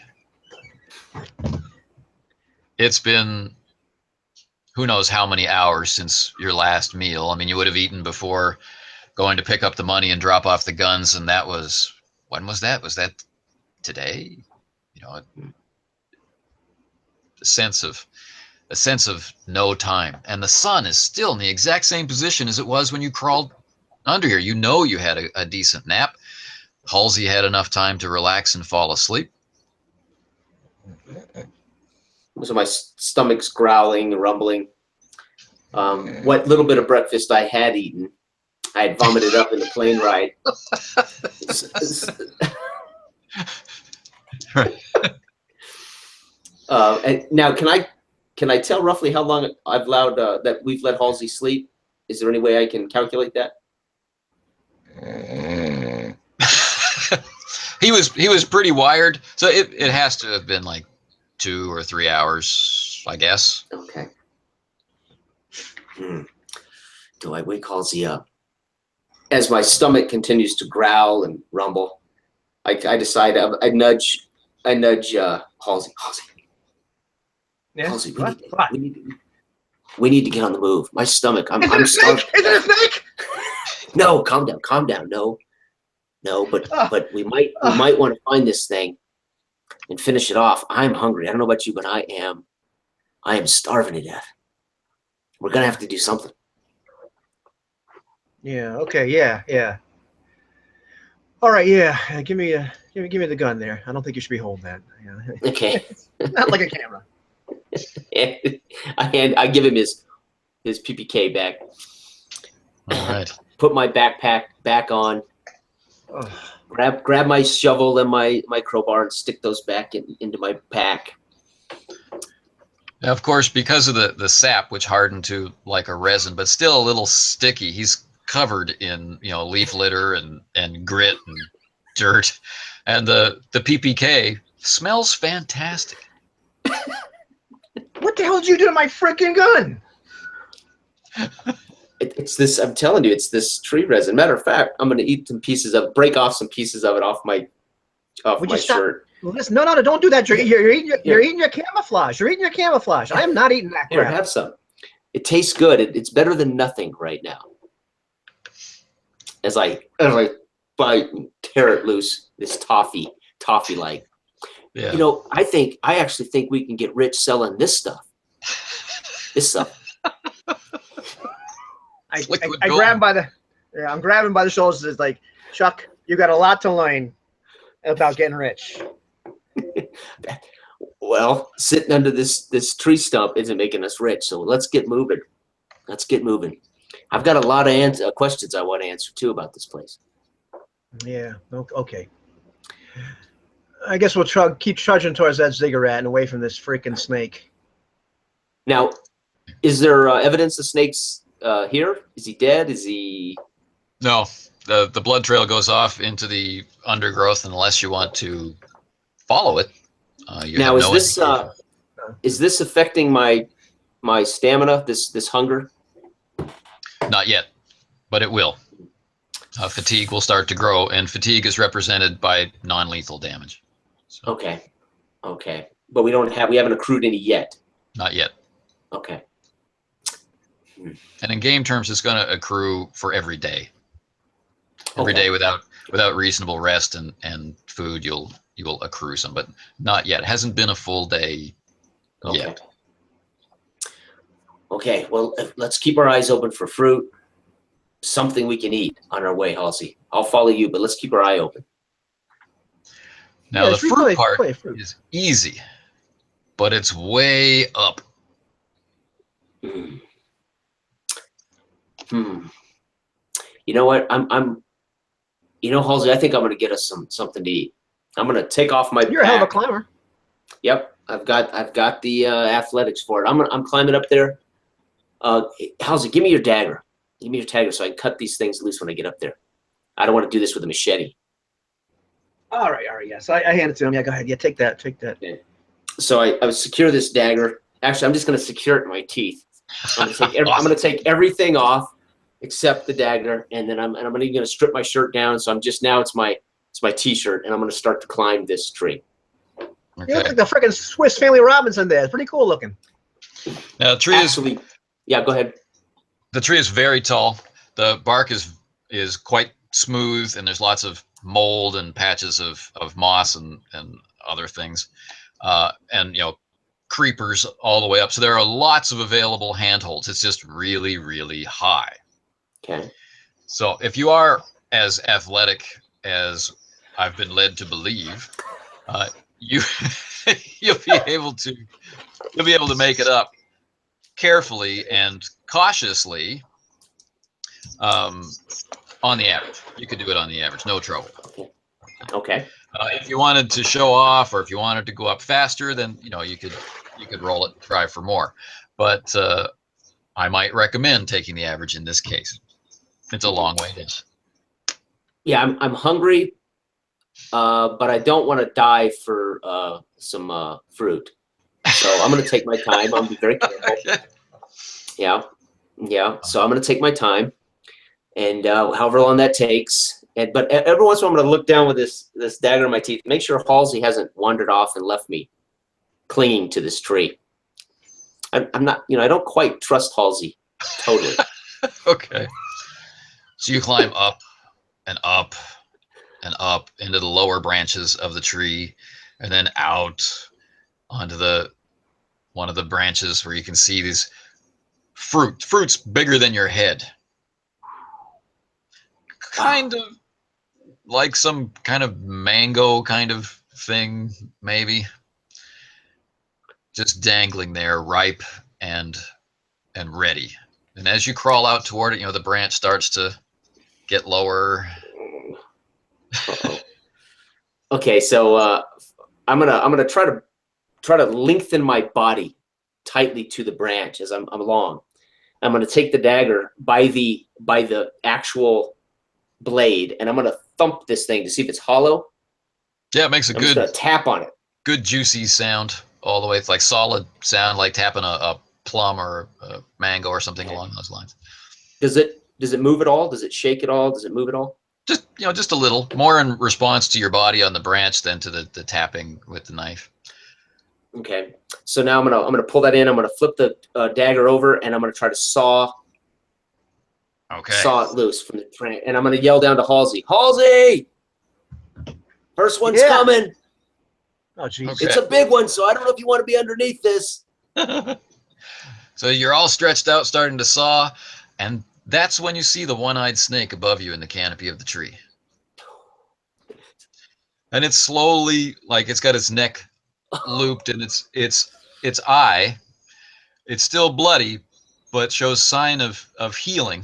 Its eye is gone, sealed shut, big streak of white down the side of its head. It's got its neck looped, almost like a fishing hook, and it's slowly lowering itself down to your level. Okay, I'm gonna try as fast as I can. I'm gonna try to cut this loose, let the dagger go, and then I'm gonna have to let this thing come to me so I can grapple with it, brawl with it. Right on. What else can I do hanging from a branch? But let it come to me.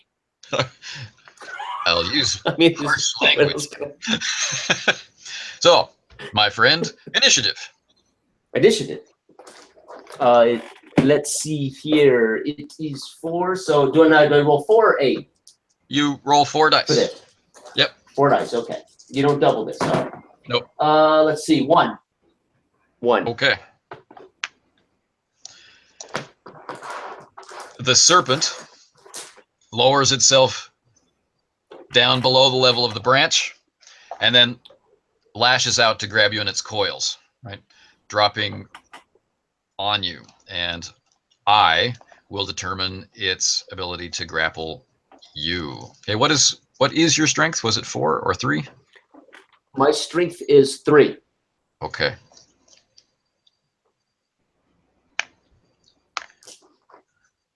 Okay. Now, it has wrapped itself loosely around you. It has a hold against you. All right. Now, is it entwined me to the branch? Yeah, you with the branch.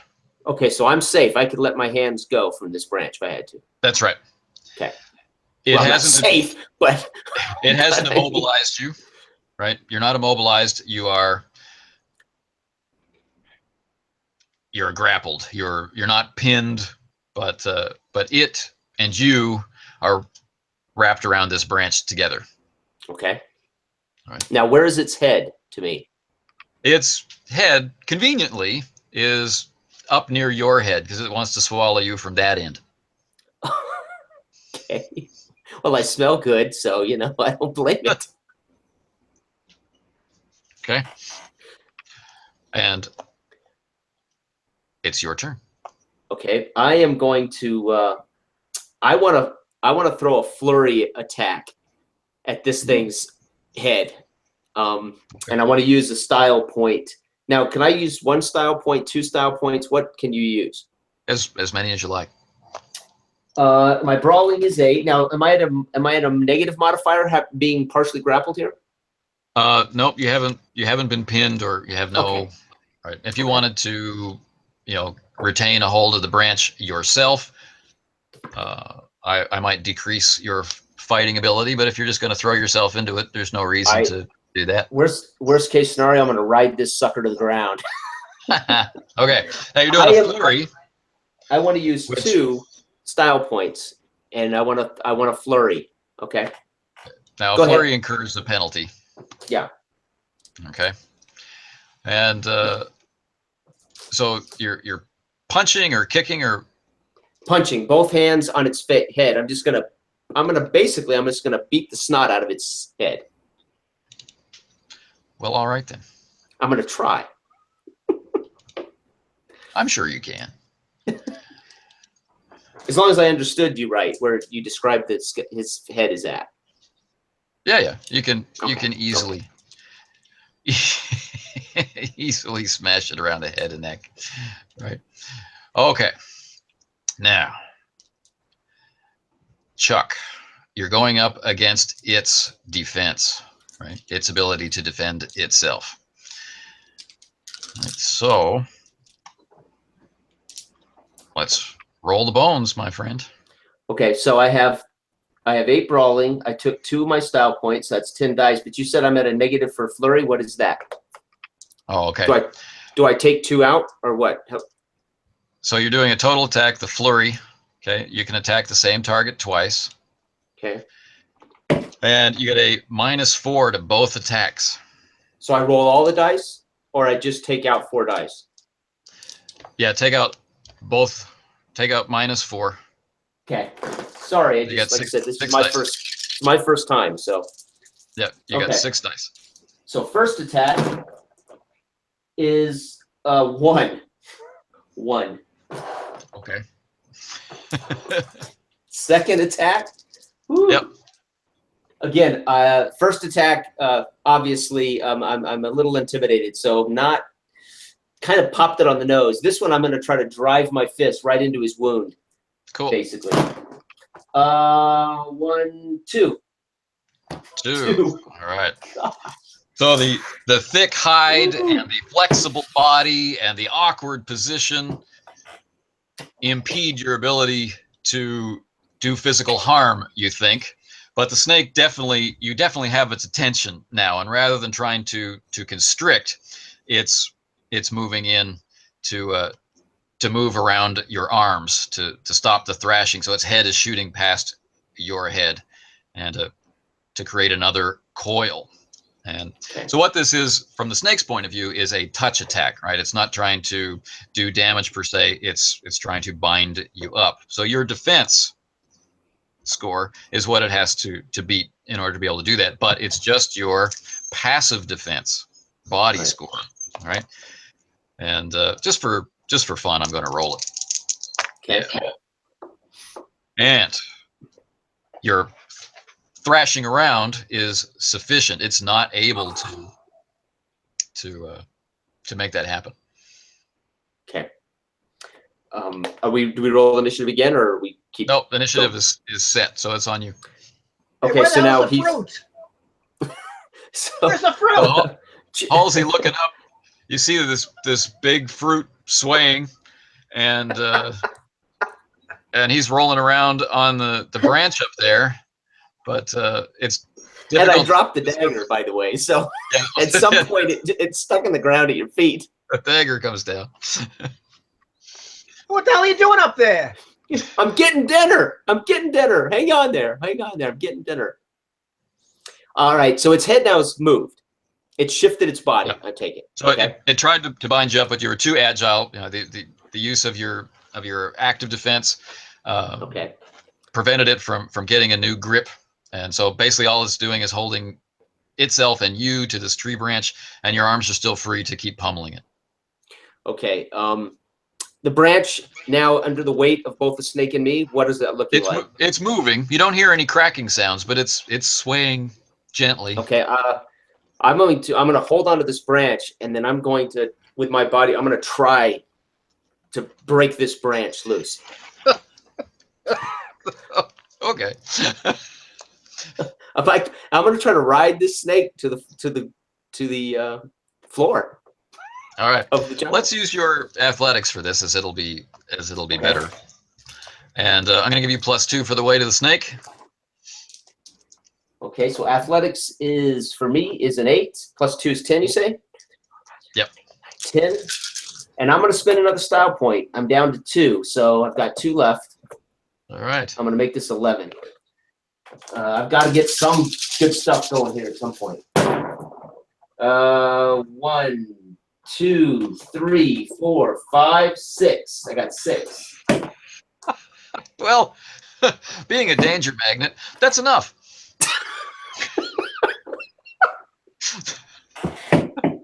So you get, you heave up and to come crashing down on the branch, and repeat that a few times, and the weight of the snake is whipping its tail around your legs, and you feel it starting to constrict, and crack.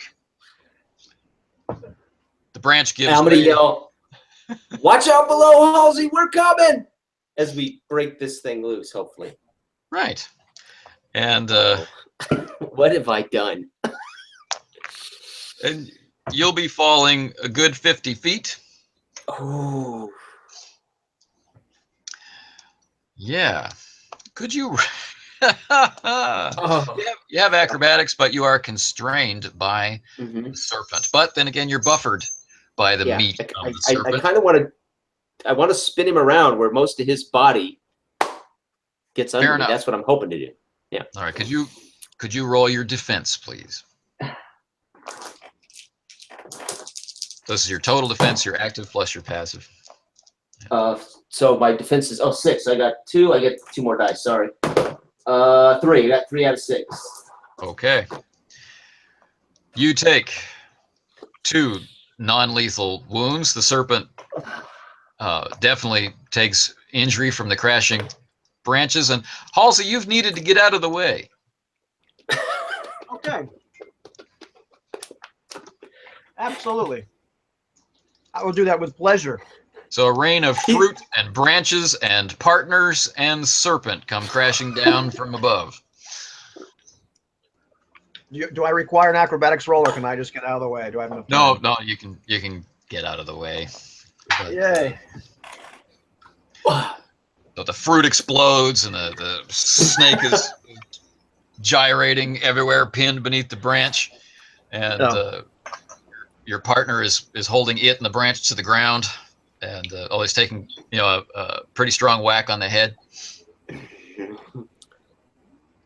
I'm just screaming, "What the hell is wrong with you?" And just try to fire on the snake, the head of the snake again.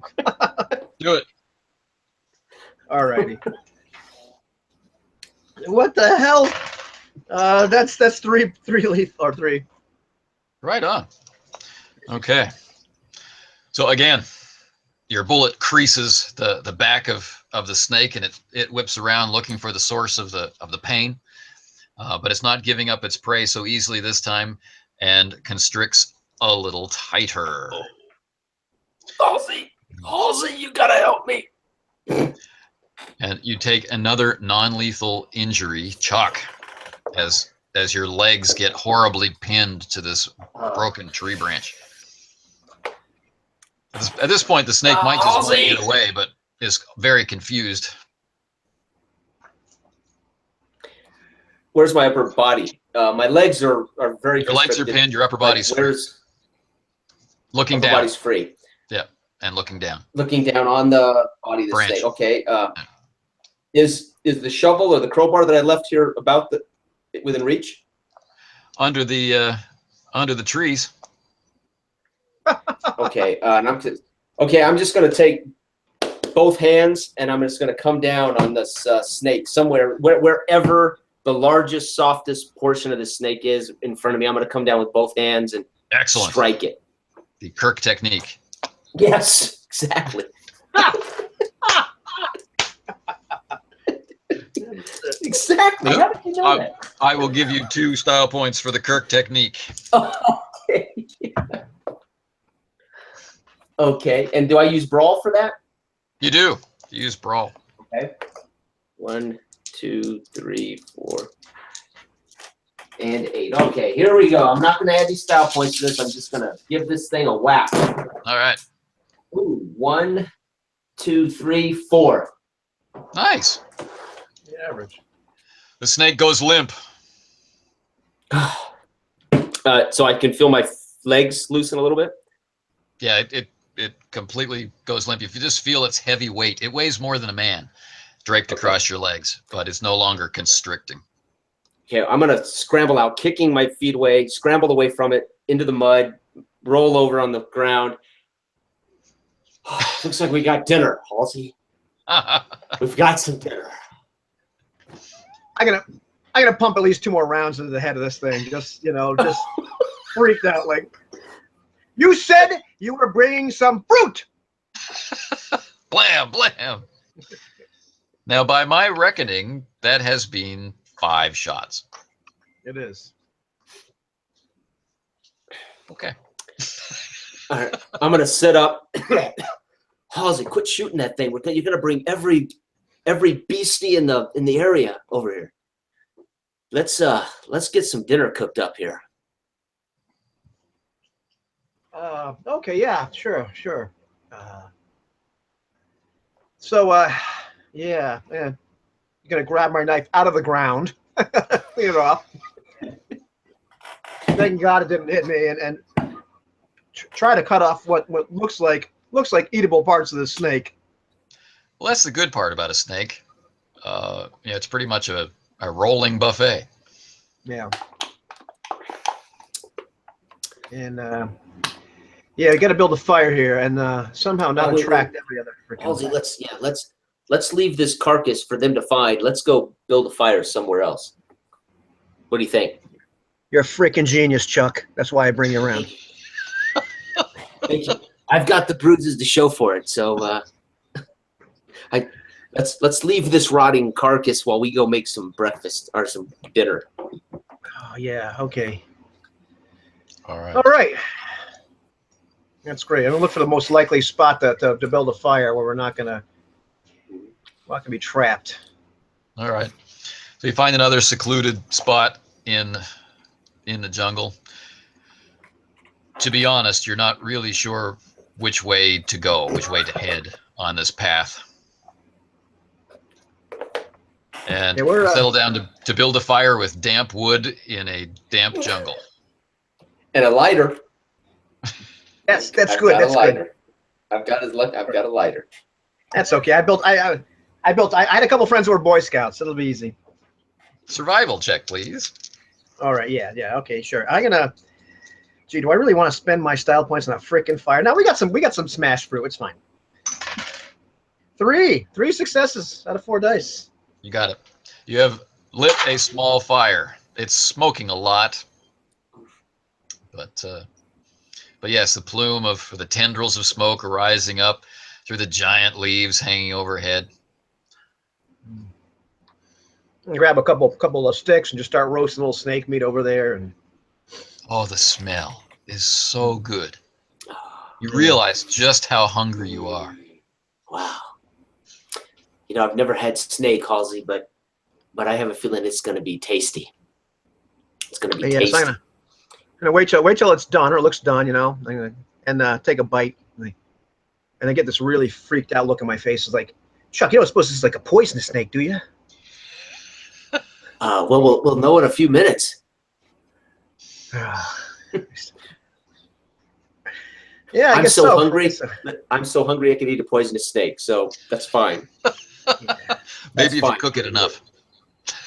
Yeah, I'm gonna kick back, put my feet up, and Hallsie, you know, Spencerville. We're gonna have tourism. We're gonna have toffee. We're gonna have this toffee. We're gonna be able to have gourmet snake restaurants, gourmet. What are these things? Dinosaur restaurants. You know, I think you're right. We're gonna be rich. We are absolutely gonna be rich, and I can then fund science studies to study these animals and these plants. Yeah, I'm beginning to like your idea about this. Yeah, you come around to I like your idea. I like you with a lack of sleep. You get a lot smarter. Yeah. Well, this snake's tasty. It's very tasty. Yeah. And it is. It's an incredibly satisfying meal. It's filling your belly and warming you up. You each shed a non-lethal injury as your body's relaxed. That level of tension starts to decrease. And of course, as your body's natural recuperative powers take hold, it's a relaxing, peaceful moment with dreams of glory, gold, fortune filling your head.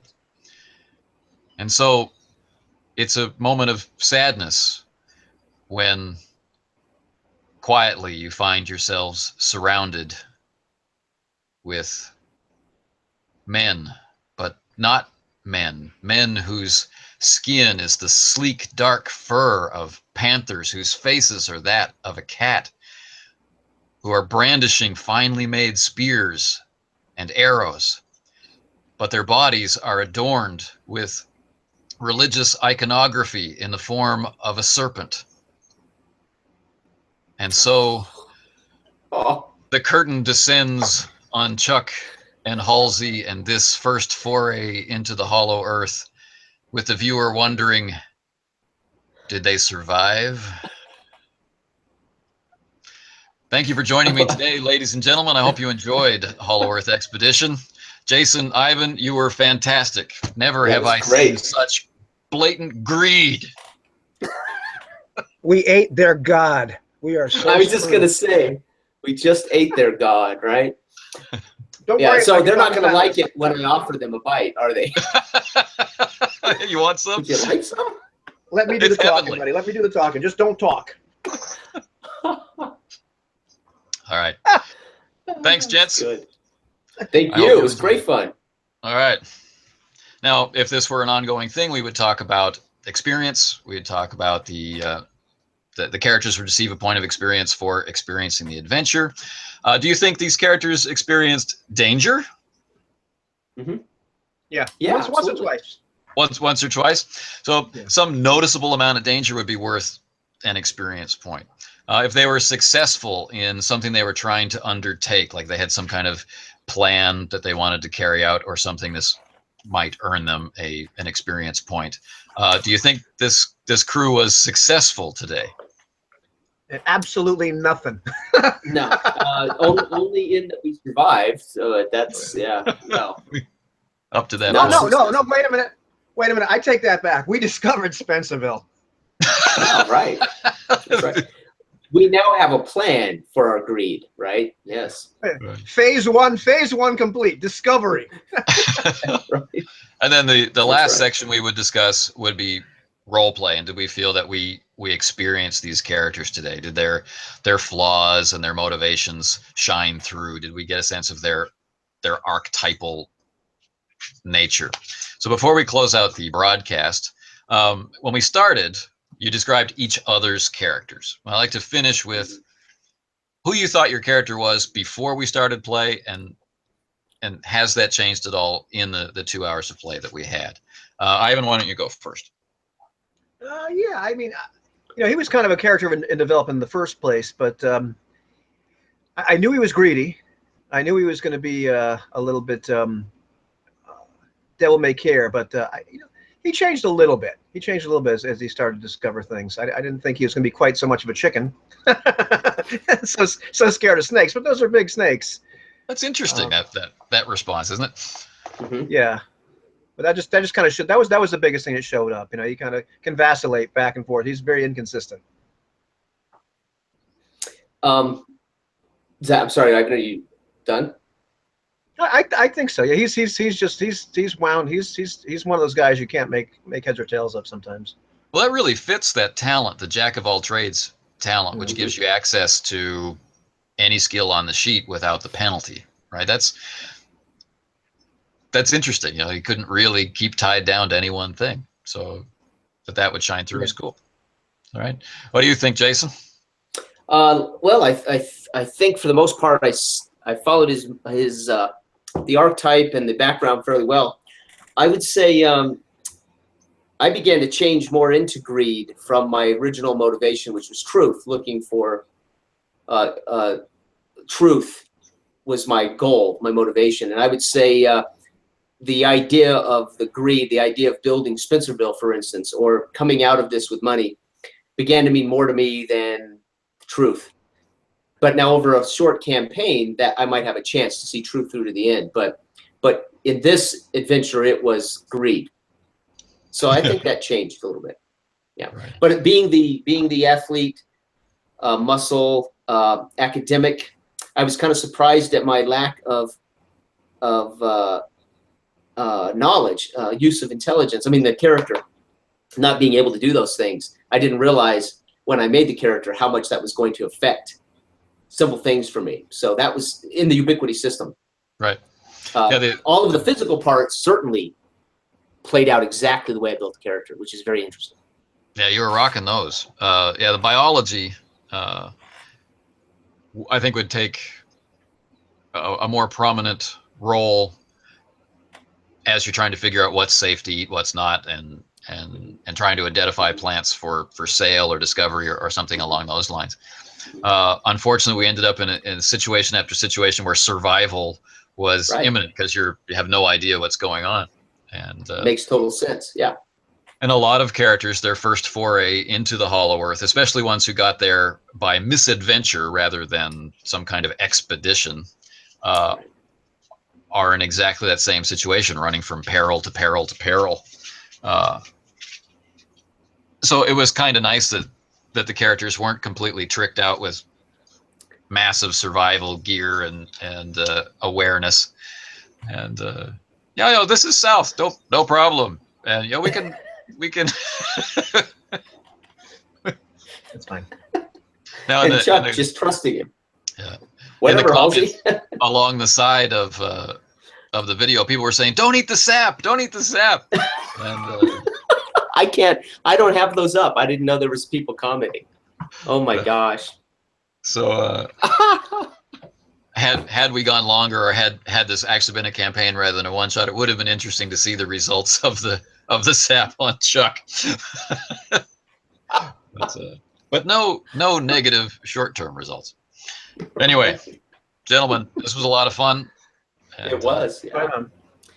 And Anthony, thank you for giving me a chance to number one, play with you guys, but also a chance to experience Ubiquity. Fantastic. Thank you. My pleasure. And so hopefully it puts things that you read in the book in some context about the pools and skill choices and things like that. Mm-hmm. And yeah, life and death in the Hollow Earth. Yes. Did they die, or was this a cliffhanger? Stay tuned. I think Hallsie ends up kind of like Apocalypse Now, right? Heart of Darkness. He ends up leading the tribe. That's what I think happens. Yes. The horror. The Heart of Darkness. I see Hallsie now as Marlon Brando. If you come back and cut my head off, I will kill you. And if you have not seen Apocalypse Now or read Heart of Darkness, Ivan, that's it, man. Done. We're done. No more friendship here, buddy. You gotta. I've seen Apocalypse Now. I've seen Apocalypse Now like 40 times. So yeah. There you go. Yeah. So Hallsie ends up tribal leader. Who knows? It could be. All right, and here we end the broadcast. Thanks again for joining me. Take care, everyone, and for all of you who watched, thanks for watching. Right on. Thanks.